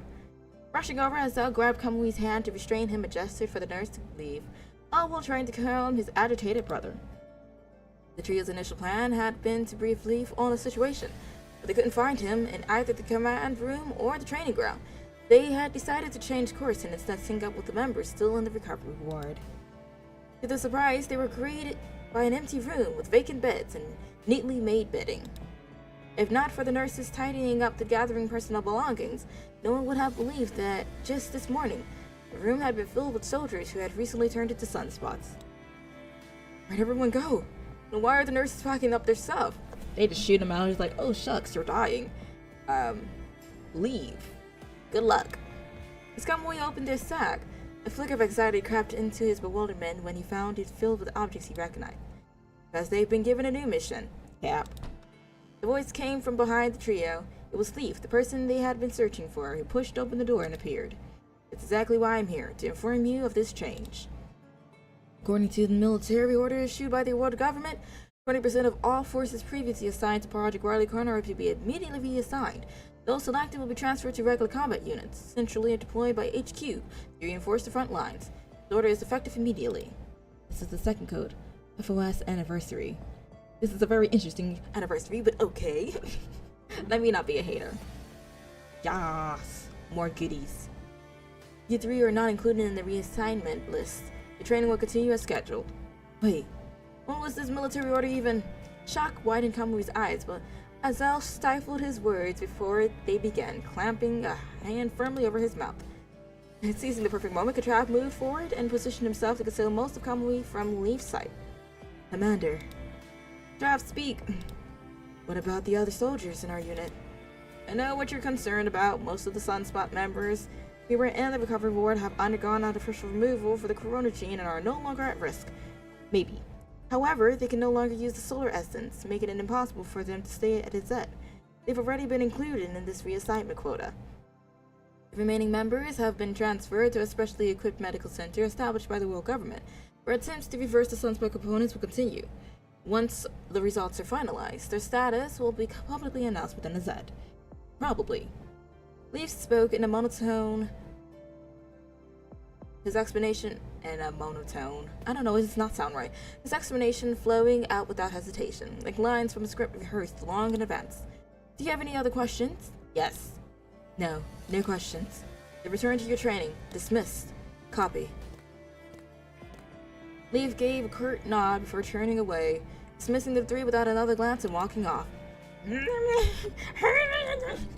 Got the Kermit over here, just, let me free! Let me free! Kamui wriggled his shoulders and used his hands to wrench himself free of a cell script. Dude, why didn't you let me ask? That was totally not the whole story. I like Tomboy, so I'm glad this game does have a Tomboy character, and her name is Yata. I was looking at Yata and I was like, oh, she fire. I don't think I pulled her though. Did I pull her? I may have. But yes, I feel like a good diversity of characters is like, it always adds plus side to games instead of just having your typical, oh yeah, I very kawaii, I very pretty girly character, and then I very macho man. Like, why can't we have masculine girls and femboys? It just mix them together. There'll be a little something for everyone, you know? Not normal. Kamui picked up on Katrav's unspoken warning. Leaf's demeanor had changed, sensing that pushing the issue would only lead to disciplinary measures rather than answers. He held his tongue. And I think her English voice actress is black. Ooh. Okay. Be over here about to go ahead and look into it. Ugh.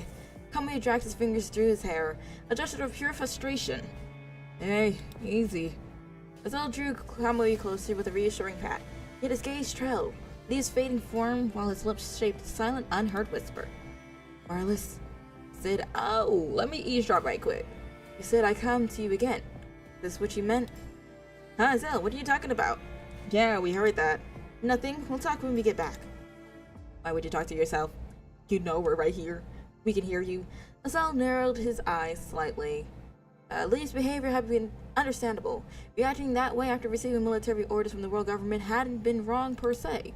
However, for Azet, not being wrong had never equated to being right. Lee had his limitations. People like him could never truly protect Azet, just as Odell and Eurydice had been unable to before him. We're on our own now. Thanks for that, like we did not notice. A few days later. Oh, everything's up in flames! Oh, dear God! Oh! Anyway. Medical ward supply room. Who was stealing medicine? Kamui and Zelnigatrap stood within the building's long shadow. Chance, you guys absolutely sure about this? Walking through the door means we're officially breaking the rules.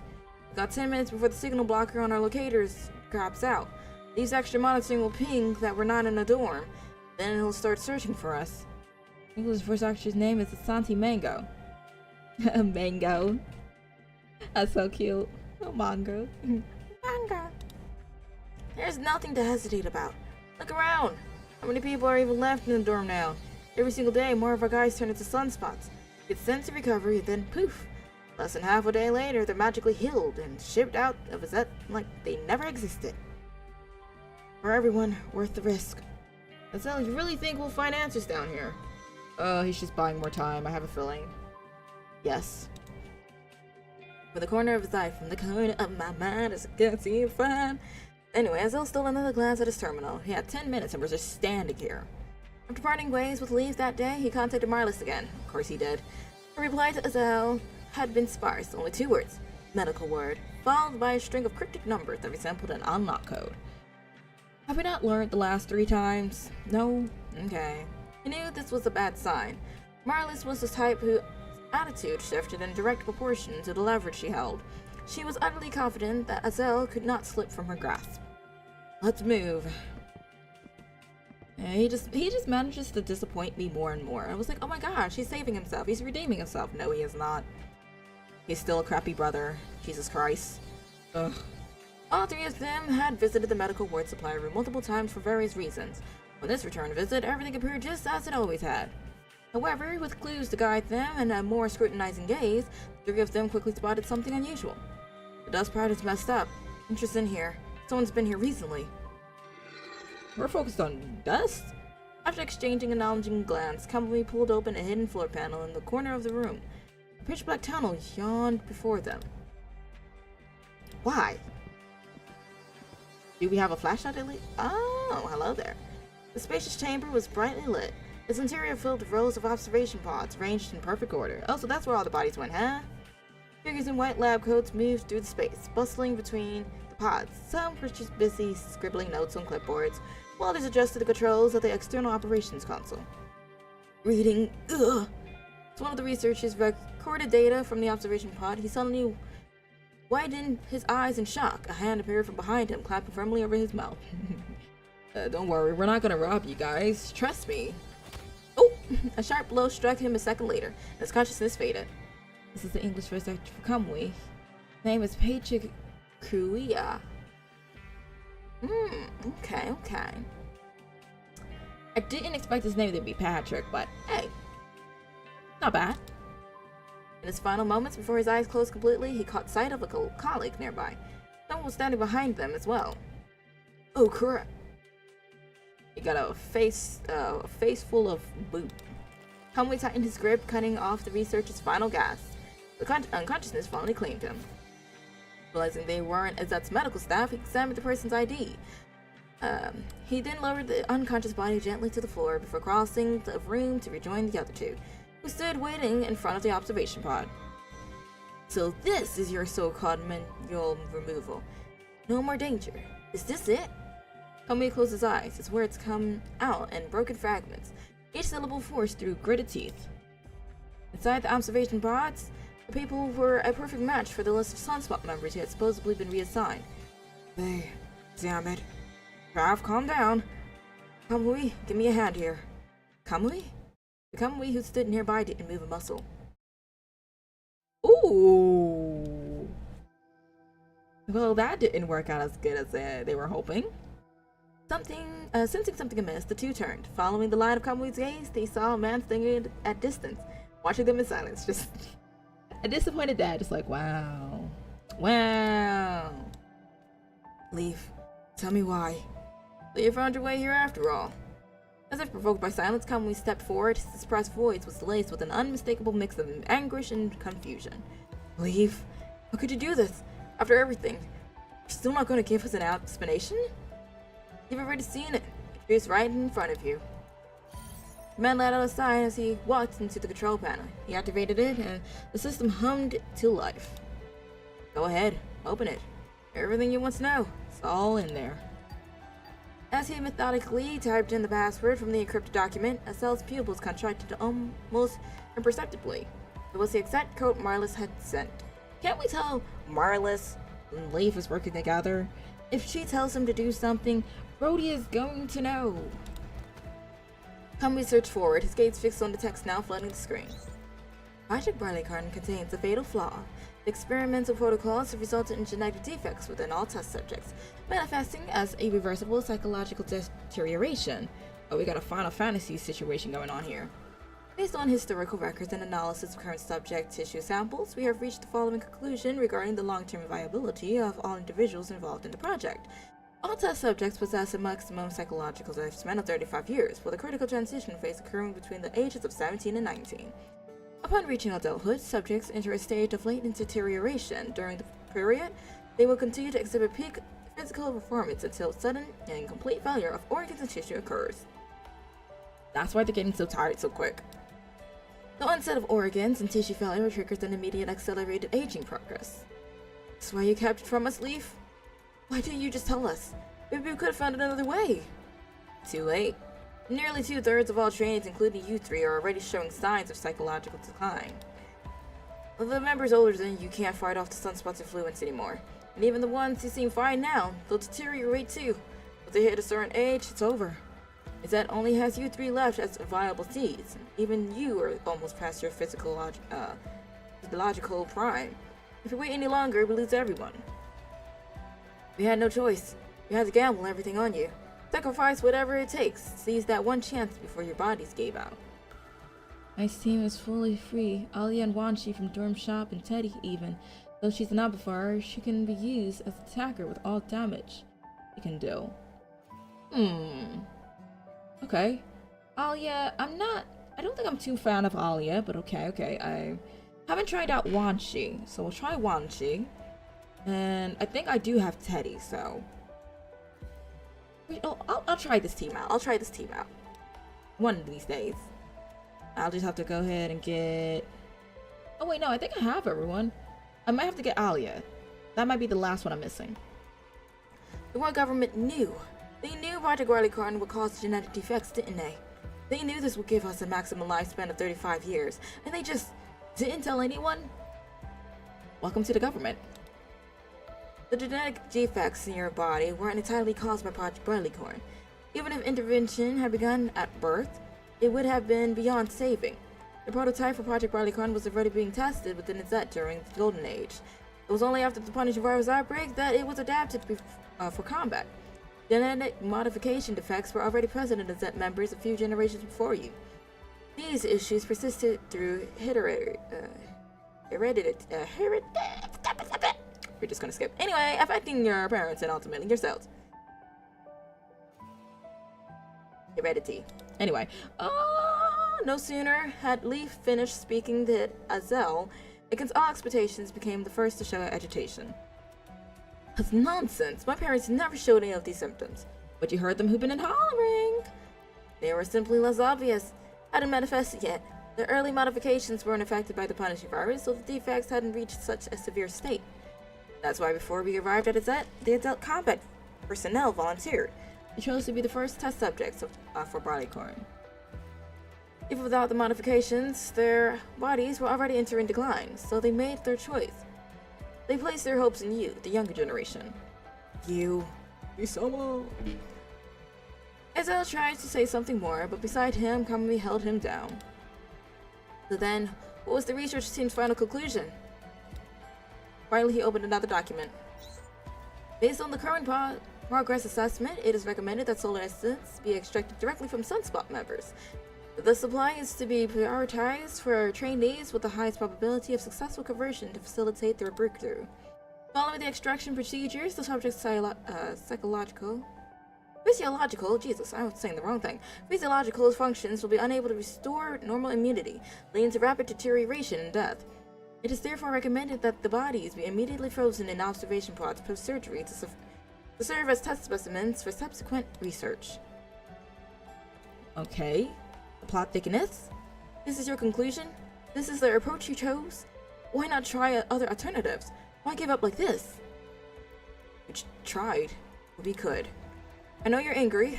I understand. What do you understand? That we were born monsters?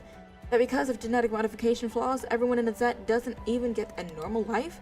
The Kamui and I completed 19 years of growth in just six? That we're destined to be nothing but felt monsters our entire lives? Azel's emotional questioning left everyone else in the room stunned into silence. Don't be shooketh. Leave, is what he said true? Oh, I understand this is a tremendous shock for you all, so that's a yes. Don't force yourselves to process it right away. Take your time. So that's a yes. Awesome. Great, actually. I'm close to finding a solution. Trust me, I will. Stop the cap. Stop the cap. Oh! Oh, sorry. I'm coming to a conclusion. Hold on. A little bit of concrete, a little bit of floor. Perfect answer. Leaf sighed and tried to turn away, but the excruciating pain struck him without warning. He collapsed to the floor with breathing in agony. Leaf? This only happens when the corona gene deteriorates. Why would Leaf be affected by that? Because he took it. Anyway, with no time to ask questions, the three of them hoisted Leaf up and hurried him away from the area. Afterward, they all remained in the medical ward for a long time. The doctors treated Leaf immediately, but some truths could no longer be concealed. It was then that they decided to tell the three boys everything. Just like before, Leaf didn't want to put you kids in harm's way, to explore new possibilities and deal with the world's government pressure. He gathered a group of soldiers who started receiving corona genes injections and underwent experimental training.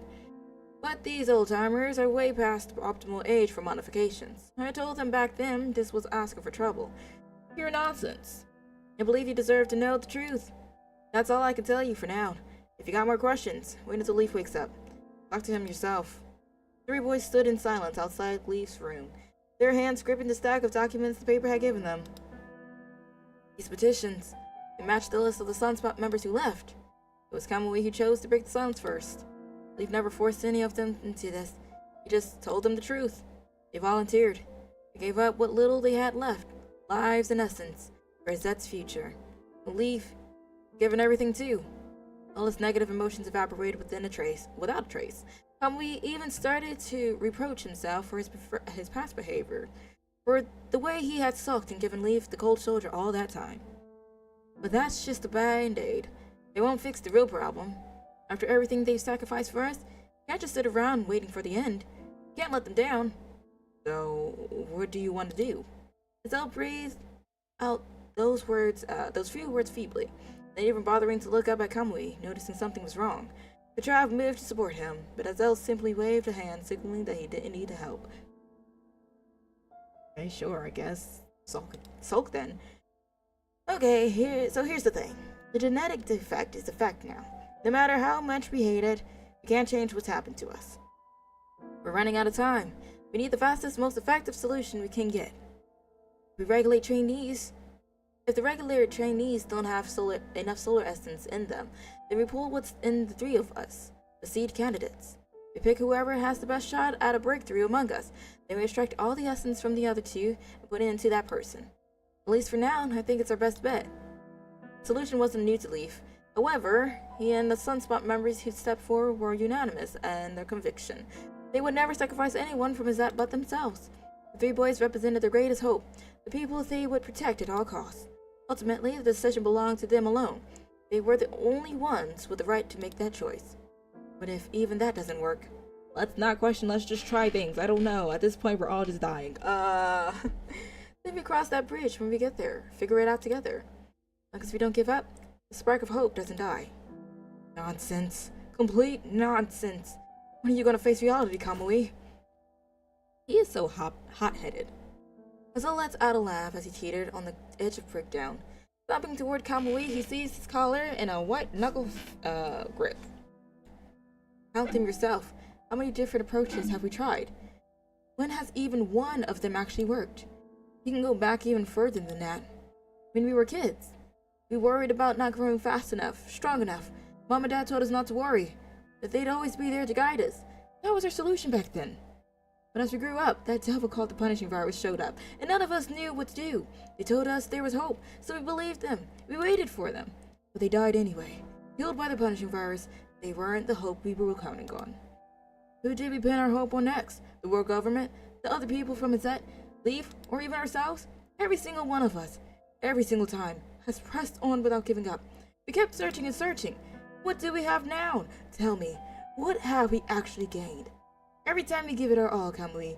Every single time! Instead of getting something, we're always losing. I'm sick of facing the same ending over and over again.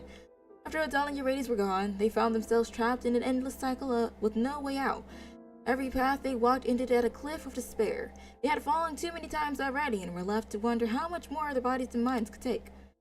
I know, Azelle, I get it. But we can't stop. That's counting on us. If even we give up, what happens to them? The multi-million-dollar question. Those who walked this path before must have felt the same way. They weren't afraid of failure or death, because they knew exactly who they were fighting to protect. All the people standing behind them. You wouldn't turn your back on your family either, would you? I'm not afraid of loss, Zell. Even if I have to lose myself, it doesn't matter. If I can hold this family together for even a few more days, before the end, I'll keep going until I've walked through every last one of those days. Even if I'm lost, there are others to take my place. If we keep going until the very end, Azet will always have a glimmer of hope with protecting. Isn't that how our family survived all this time? Leaf awake. Trav spoke up, interrupting their argument. Leaf is just out here like, well, brothers doing brother things. You got more on your mind. Take it out and Leaf. Take it to Leaf yourself. I've got nothing to say about it. I'm tired. I'm heading back. Kamui understood that this was Azel's way of ending their argument. Acknowledging his exhaustion, he decided not to push for a conclusion. He let Azel go ahead, taking it upon himself to handle whatever needed to be done. He would be the one to search for their hope. He was the true Golden Son. Ooh. Kamui entered Leaf's ward, speaking with complete honesty. Azel returned to the member dormitory, connecting a call with Marlis for Jesus Christ. Okay, no, it's fine. No, it's fine. Because he hasn't learned the past 4 times that this has failed and set him up for failure. I knew you'd come anyway. 2 different sides. Kamui explained his plan to leave. Azel confided his wish to Marlis. There's still hope for Azet. You can't give up now.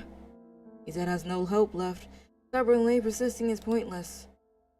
And this is crazy. Two opposite coins. Leaf told Kamui that he needed to accept reality. Marlis offered Azel her congratulations for finally facing reality. Okay, one's delusional, one's sort of there, I guess. The rough path. You may still fail, Kamui. He's absolutely sure about this. I told you long ago that idealistic naivety comes with a price. Sooner or later, you wouldn't be able to bear the wounds it inflicts. Congratulations, Azel. You won't have to suffer from it anymore. Bleh. Kamui accepted reality. Azel despised reality. You know, there are countless challenges waiting for us, but we've overcome them before. That's what made us who we are today. I'll never let reality defeat me. I'll change it instead. I'll turn it into the fertile ground where our home can thrive, where everyone can be happy. Reality? That thing only brings the spirit's suffering. It should have disappeared long ago. Okay, stay Delulu then. Since reality, cruel as it is, chose to abandon us through these endless cycles of the same outcome, why should we foolishly hope for its charity? Leaf Marlis asks, what if your vision failed to come true in the end? Flashbang. That will never happen. My wish is simple. As long as people from Azet survive, as long as there are still human survivors out there who can keep leaving. Didn't you, like, butcher half of them? Okay, we're just gonna overlook that, I guess. If we can do that, our home will continue to exist. I believe humanity will live on until we rebuild our own home again. Life is too fragile, too easily shattered by this ugly, disgusting world. I found a more enduring connection medium. Through it, our family will never be separated again. I don't know why I just started stuttering on it, but okay, sure. Why'd you do something like that? Because I love this world. Because I hate this world. But I will always love Azet, my home. It was everyone at Azet who taught me what love is. Even though some of them are gone and others still endure cruel suffering. We've lost so much, but everything we've done is always about one thing: love. I'll never forget their deaths, their sacrifices, and the pain these things brought.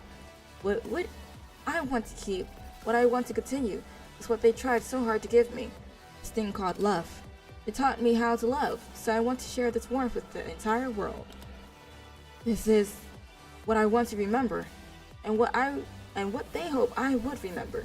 The most important thing of all. As long as there's love, home will never disappear.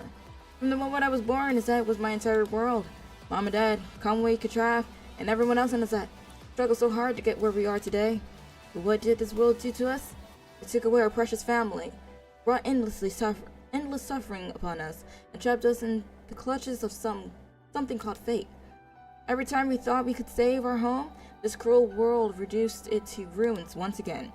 If the world is nothing but an unreasonable tyrant, then let it burn to ashes. This world will no longer define what home means. I'll make our family inseparable in my own way. What is your choice? Bring hope to Azet. Bring death to Azet.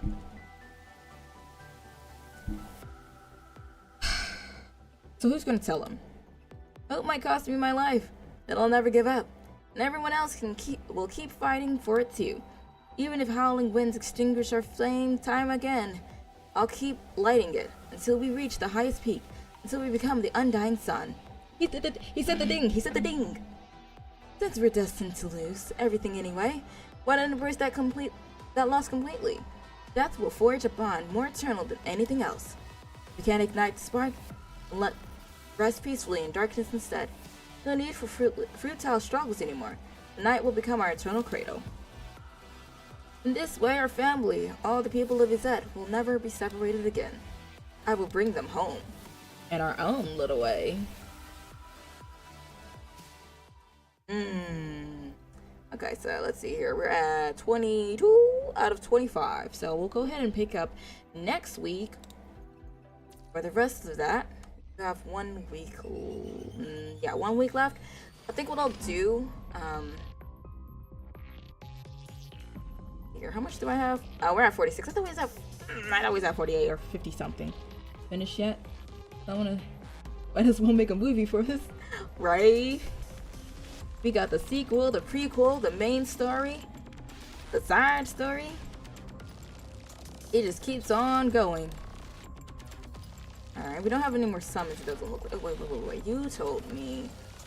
Let me look at these codes really quickly.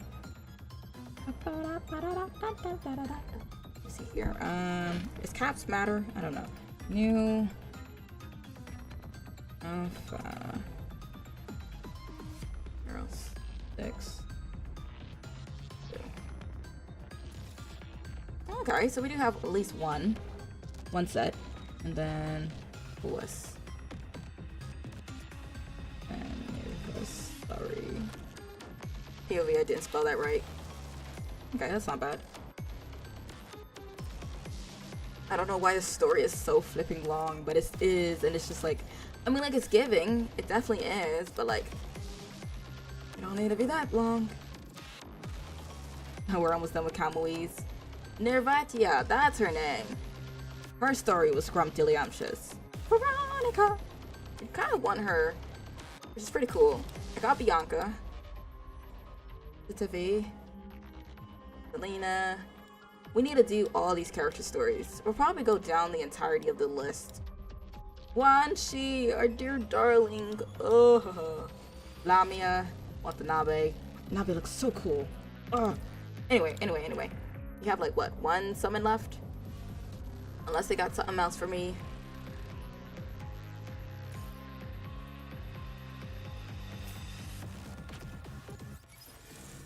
It'd be crazy if they gave me for it early. I doubt. Yeah. I doubt. They're not that courteous. Ugh. Dear. Do we have any more summons for any of the others? 30. That is not giving me anything. Okay. Can I get 50 from somewhere? I want to do one more. There's this. A whole lot of nothing. Bink. Okay, missions. Okay, let's, oh, yeah. You know what? That is indeed true. Let's knock these out really quickly. And what's this? What is this week to? Challenge about the distance. Distance. External tubing has restored fire resistance reduced. Okay, perfect. I believe he's fire. He should be fire. With all those asteroids he usually throws down, I'd reckon. All right, let's do a little something. You know. If you know. I'm more than ready. Oh, he about to stomp on me. Ouch! Oh no, I did get hurt. Hooray! This just never give up. Oh boy. Ah! Now or never. Did this? Oh, we'll knock this out really quickly and get a few extra goodies. Come on. It's not our style to stop now.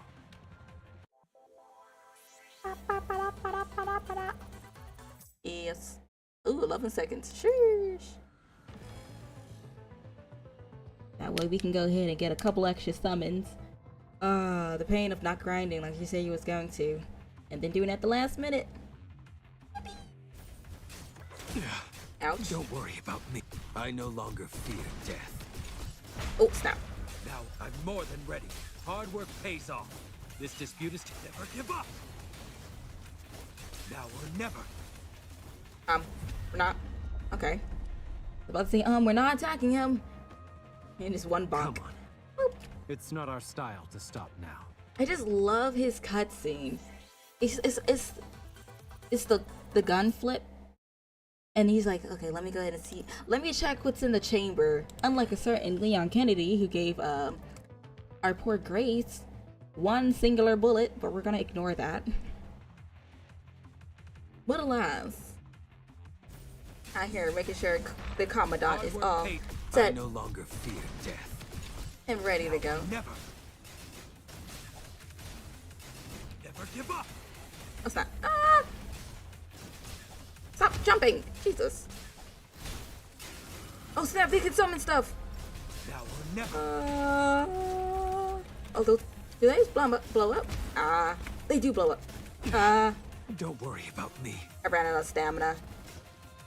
Now That more was than rude. challenges are always welcome.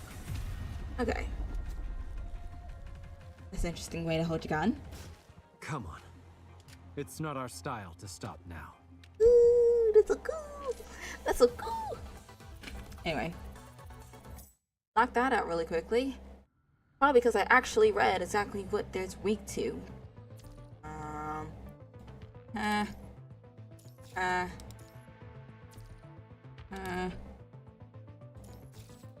Not bad. Not bad. I'll probably go ahead and pop in. Go ahead and get clear it 6 times, so that'll give me another 150. Then this here, so 2 something, 225, 215, somewhere in between those lines. I'm not mathing the math. I'll almost sit there. There was very generous at the start, but once you start getting farther into it, just let it down just a tad bit, and don't keep following. you get stuck like me with no summons.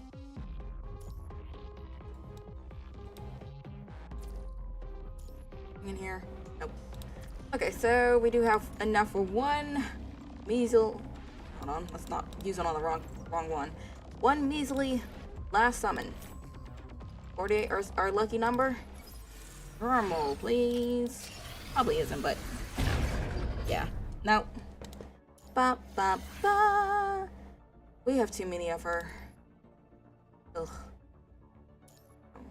It's just come we. And it's a 6-1. Is it 31 days? So 25.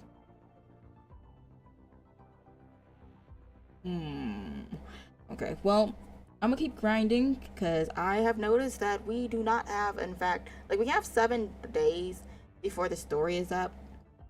But we in fact do not have 7 days before the gacha is up, so that's not good. I'm gonna have to go ahead and sprint and dash to go ahead and get this guy before he's gone. I also wait, do they still have the other frame? Wait, I have to check. I have to check. Hold on. Is it gonna be on top up? Because the only thing I really want.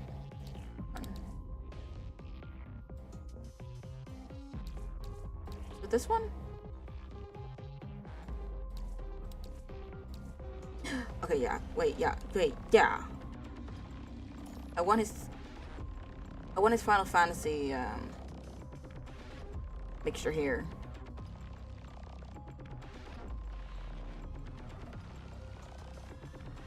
Yeah, I really want this.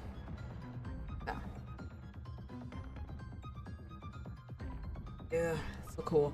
So cool. Okay, we're gonna go ahead. Let me see how much would this be. I am very much aware. It's $2.99.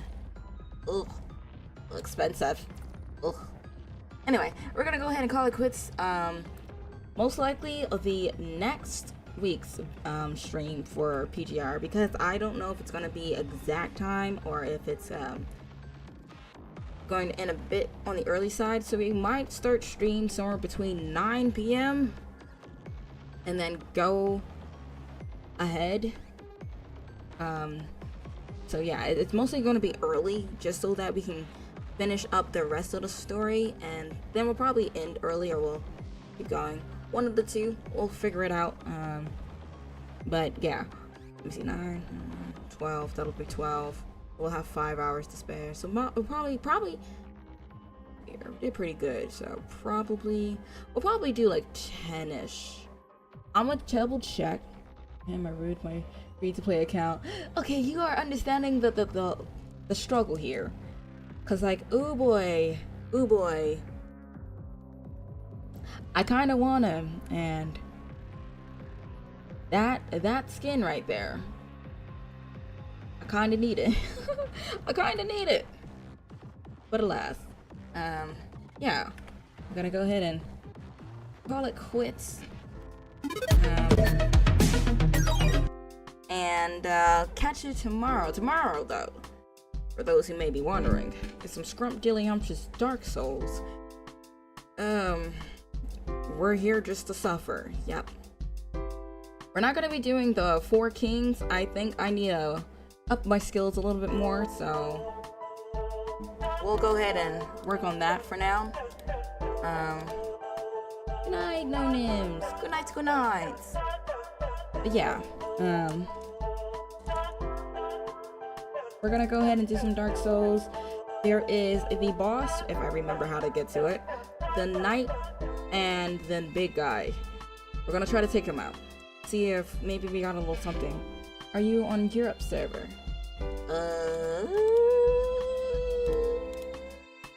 I don't know. I don't think so. How do I check my server?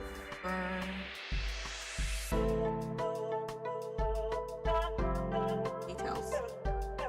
My settings? My settings? Okay, my settings? In here? Official site? No. In here?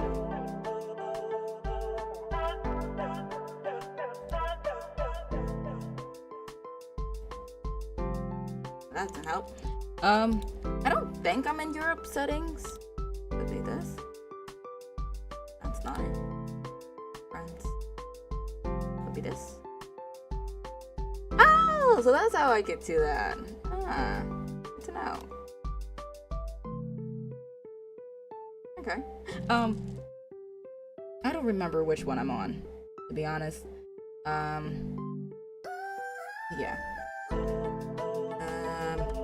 Up to even official site. I don't know where I'm supposed to go. Wardrobe Codex? Yeah, around here now. Yeah, Codex? That looks interesting.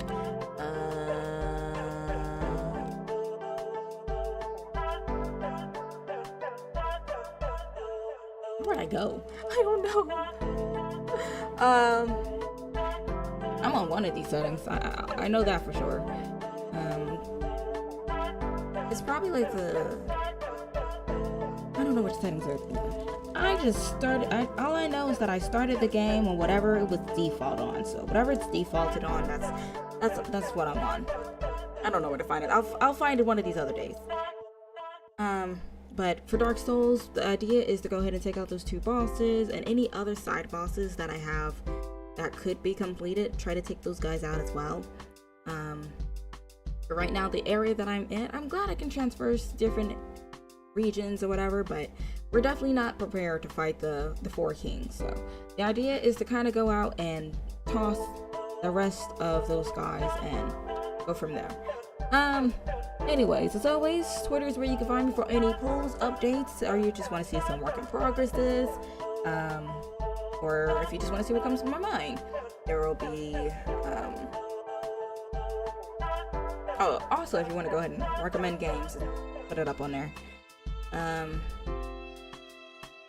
was thinking of doing a poll. I keep saying I was going to make the poll, but it seems like everyone still wants Minecraft, so I'll leave Minecraft there for now. But if happenstance, anything goes askew, it might be dipping. But Minecraft is open server. Please do not take anyone's stuff. Don't attack nobody. You're just supposed to chill, vibe, and, grow. It's just a fun, chill server if you want to go ahead and chillax and relax and not worry about nothing. We just grind, take over the island, and do backflips, I guess. I don't know. Anyways, YouTube is for all VODs and miscellaneous videos. I'm going to try to have at least 1 video out per week for next month. Heavy on the try. Fingers crossed. Wish me luck. And then if you want to join in the live streams for both TikTok, Twitch, and YouTube at 12:30 a.m. Central Timing. The only time I'm usually late is if the game is updating or I'm held at work longer. Reminder, this is just a hobby. I just enjoy sharing the games with y'all. And hopefully vice versa. Hopefully I am not insufferable. Forgive me if I am. But anyways, I'm going to go ahead and hit the sack. And also, I don't upload very often. If you want to see any artsies, it's on Instagram. They're there for your taking. For the look-sees. Also, there's animation on there sometimes, but very solemn. Yeah, so that's the path of things. I'm gonna go ahead and hit the sack, and I shall catch y'all tomorrow for some Dark Souls. That is all for me.